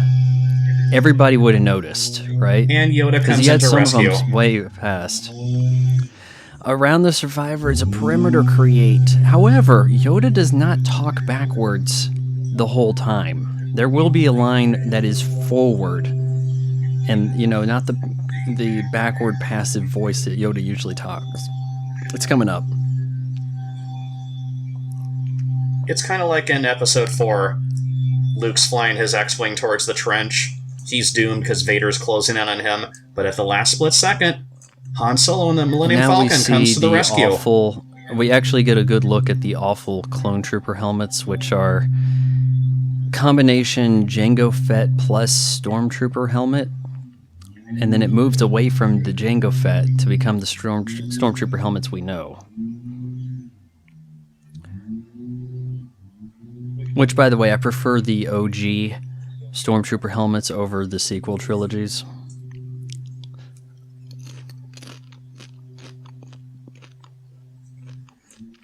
He's picking up the helmet, not the head, right? Because you kind of look in this, you can't see... Okay. Well, the head fell out. They have a different shot of that. I think the head was still in there when it went around, but in I think the first episode of the Book of Boba Fett, there is a different shot of that, of him holding it, and you're looking into the visor, and there's no head in there, so he's just looking at the helmet. But the way Boba was holding the helmet to his forehead, it's almost as though he's silently saying, "I will avenge your death, Father." Oh, certainly. But he never gets to, does he? Or it's like, I'm going to don the cool suit now. He should have a gripe with Mace Windu, but nothing comes of that. And that was a thing. If they had maintained, you know, him being after Obi-Wan, I think maybe something could have come by. Obi-Wan's alive longer. Okay,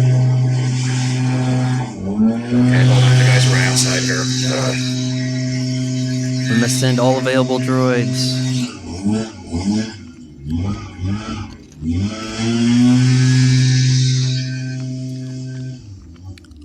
Again, I'm sorry about that, everyone. Okay, I was going to Hey, say, pilot. I was expecting Yeah, they don't have names for these. I was expecting in episode 3 we might see Boba Fett again, grown up or slightly older, and he would have a grudge against Mace Windu, and that's how Mace Windu would be taken out. Getting a little ahead of myself, but that's how I was expecting Mace Windu would bite it in episode 3. Mace Windu departing that shuttle, it does not look right. It does not fit the environment.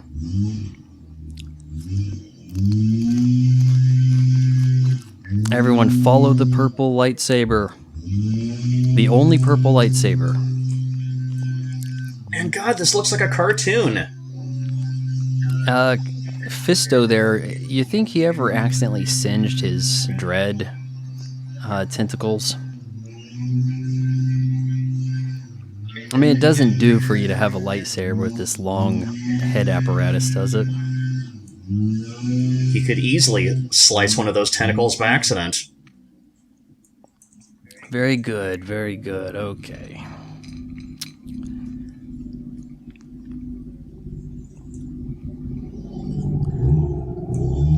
Where exactly did all the war machines come from for the droids? Because, I mean, for the clone troopers. Because the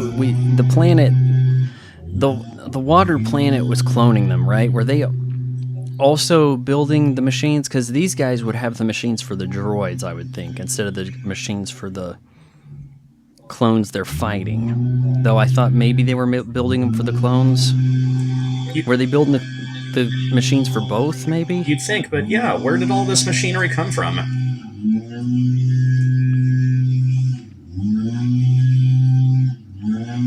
It kind of... it's substantial and it appears out of thin air. Just from the sky. Here it is. And here we go. Fan service, but we know what's coming. The ultimate weapon. The Death Star. Until the next ultimate weapon.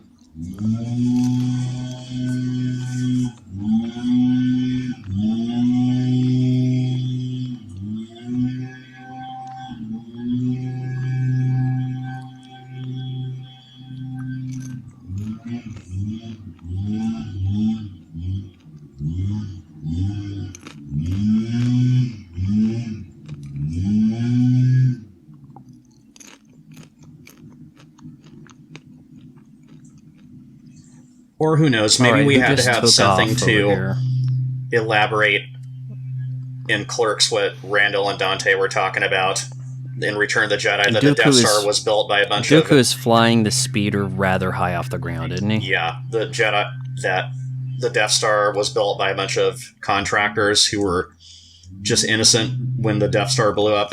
But no, it was a bunch of alien termites who built that thing. Yeah, I watched Clerks 2 a few months back, and I would have to say it's probably Kevin Smith's best movie. I thought Clerks was kind of okay. Really? Better than the original? I haven't seen 2, but is it really better than 1? Yeah, I think so, yeah. You know, consider this. I think there was a lot more thought put into Clerks 2. Because Clerks is kind of a movie you make almost more spur of the moment, but if you're making the sequel, you've had a lot of time to think about where this could go.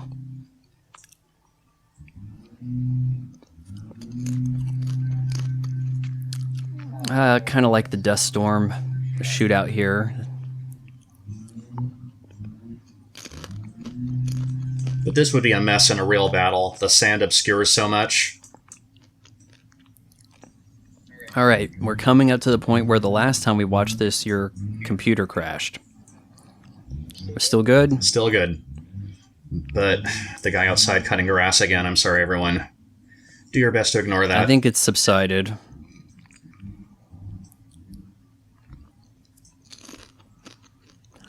Imagine how fast that land speeder is. This guy's old. Oh no, I fell out. That's just my luck. I can't pick the most quiet places to live. So, again, my apologies, everyone. The ongoing trope of women being knocked unconscious, if ever so briefly in a movie. A guy just rolls and stands up. But she has to, oh, now I'm kind of asleep for a minute.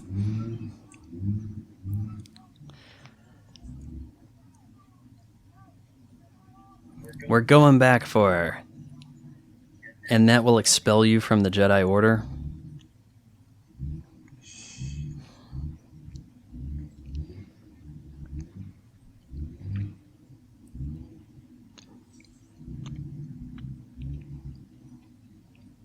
Alright, I think we're going to see Yoda talk forward here.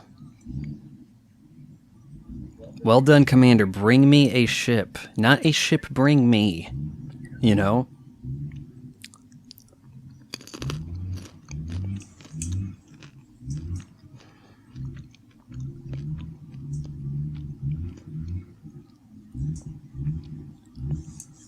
And we got out of there just in time before that exploded. Yeah, showing how expendable these troopers really are. And here we go. Big lightsaber duel. Which, by the way, I'm not terribly impressed with. Marked downgrade from the Darth Maul fight. That evil Force lightning. Only a Sith can use the lightning.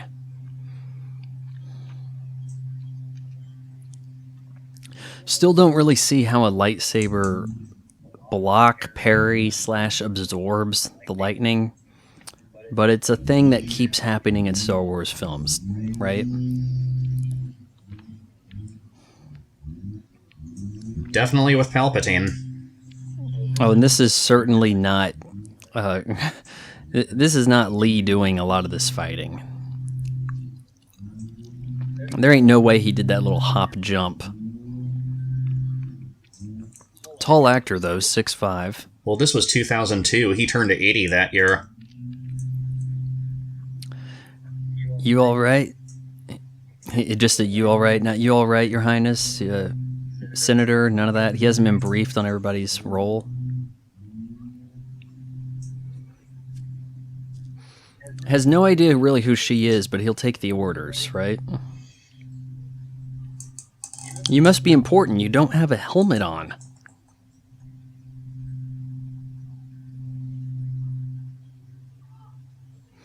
I don't like this. You got swiped with the lightsaber, but nothing happened. It's like I cut your clothes. Anything further, we would have seen some limbs. But Obi-Wan doesn't have sustained injuries from this later in the films. I don't believe he does, right? Double lightsaber time.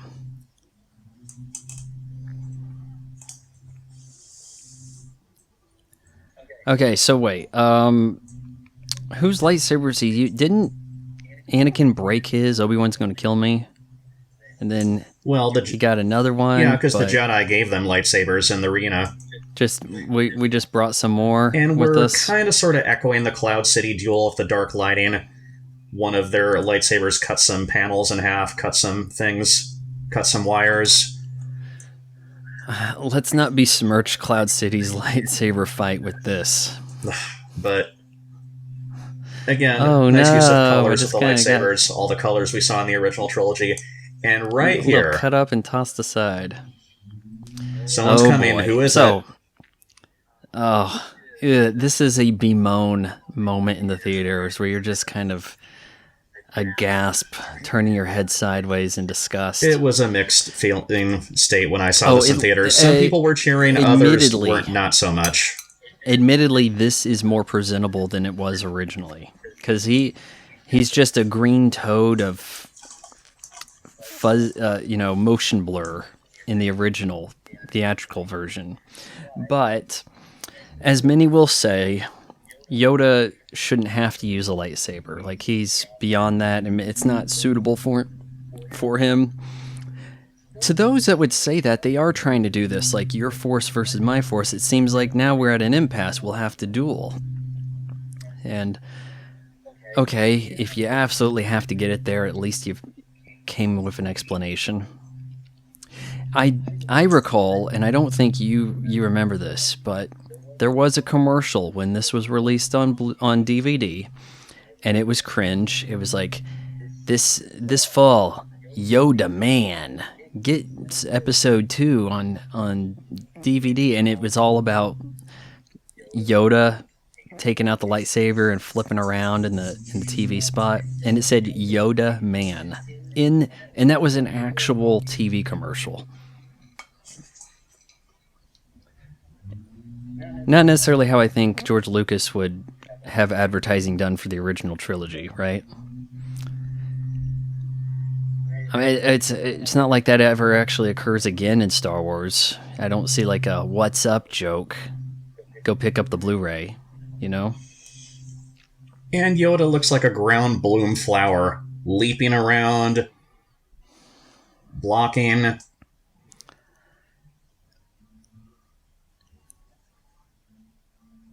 They're just thinking, how would Yoda possibly be dueling against Dooku here? Frank Oz would have to spend a decade trying to get puppets to do this. And that's probably why we wouldn't do it.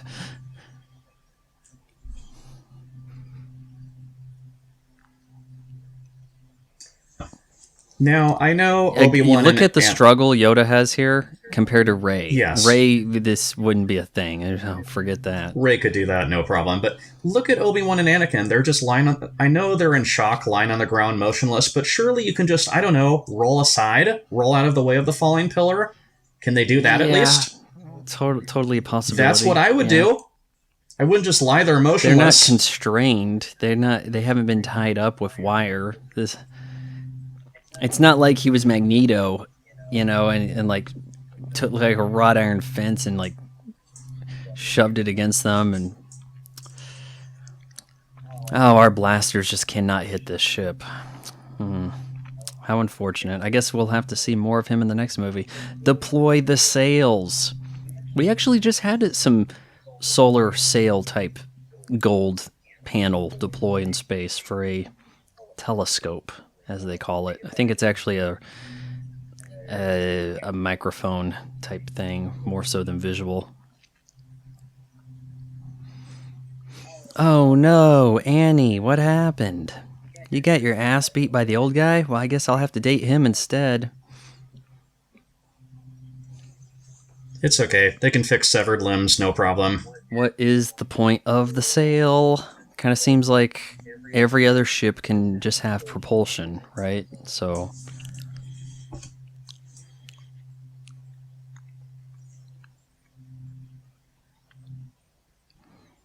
And then this scene is to give you the clarification of who's he taking orders from. Because it has to be somebody. Could it be the guy we already know plays the Emperor, thus not really installing suspense? Probably so. And look how it's approaching nighttime on Coruscant.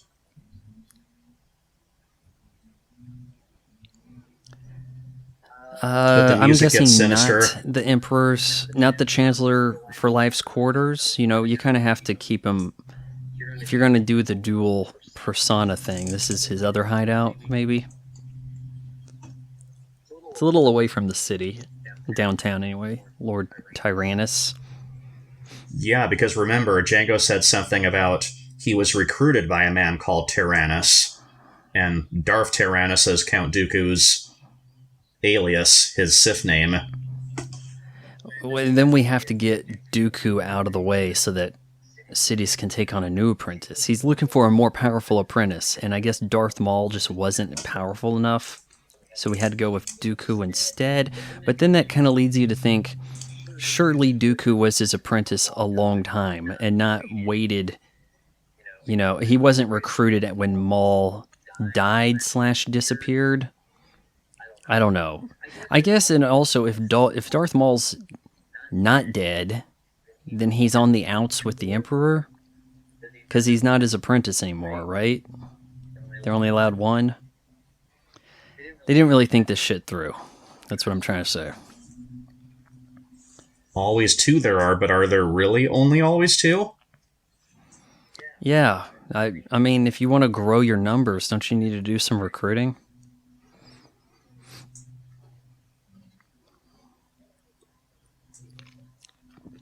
And then we have a shameful wedding where only droids are in attendance. Because it's like, They each probably have some friends that would like to go to the wedding, even if they don't totally approve. Well, they had to marry in secret so no one would know.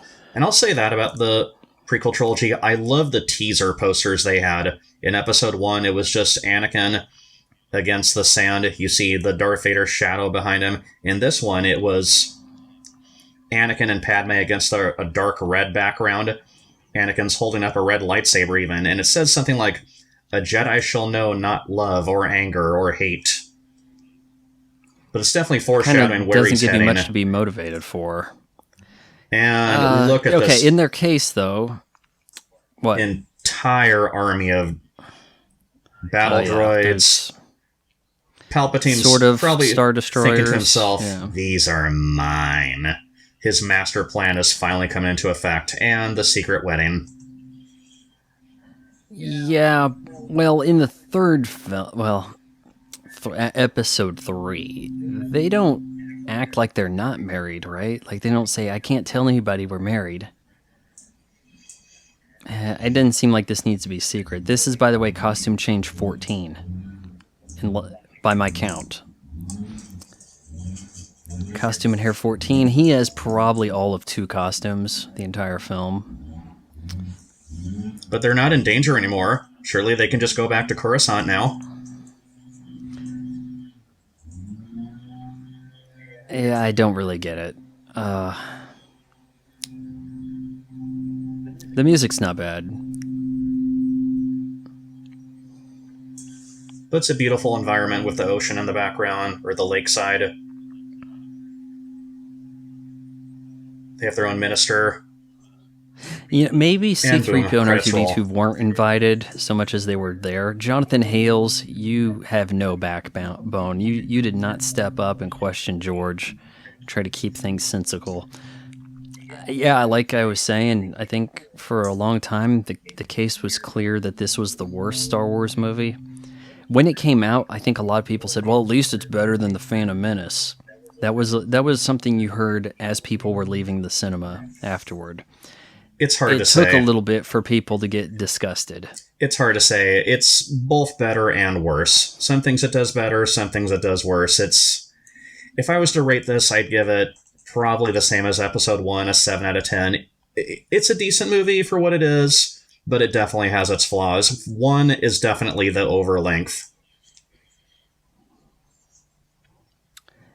It feels pretty boring at times. I feel like the love story is not good, especially as you have more time to analyze it and kind of come to your own senses of how it could have been done better. It starts to become clear how far away that it is. What it is. It's watchable. There are things in the movie I enjoy, but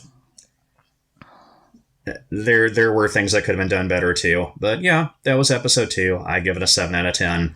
And right here when the end credits roll, we're getting into the Across the Stars theme. Say what you will about the movie, you can't deny Across the Stars is gorgeous. Just a beautiful, beautiful music piece to this movie. I'll have to listen for it on Spotify after the fact, I guess. First production, something James McTeague. That name sounds familiar. I'm sure he directed something I've heard of. Okay, so that concludes our viewing. I think you've given your synopsis and / whatever rating and stuff. We'll have to do Revenge of the Sith next time. All right, I'll let you have the closing word here. Sorry for the background noise, everyone, if nothing else. But may the Force be with you. Keep loving movies. Pursue your dreams. Be safe.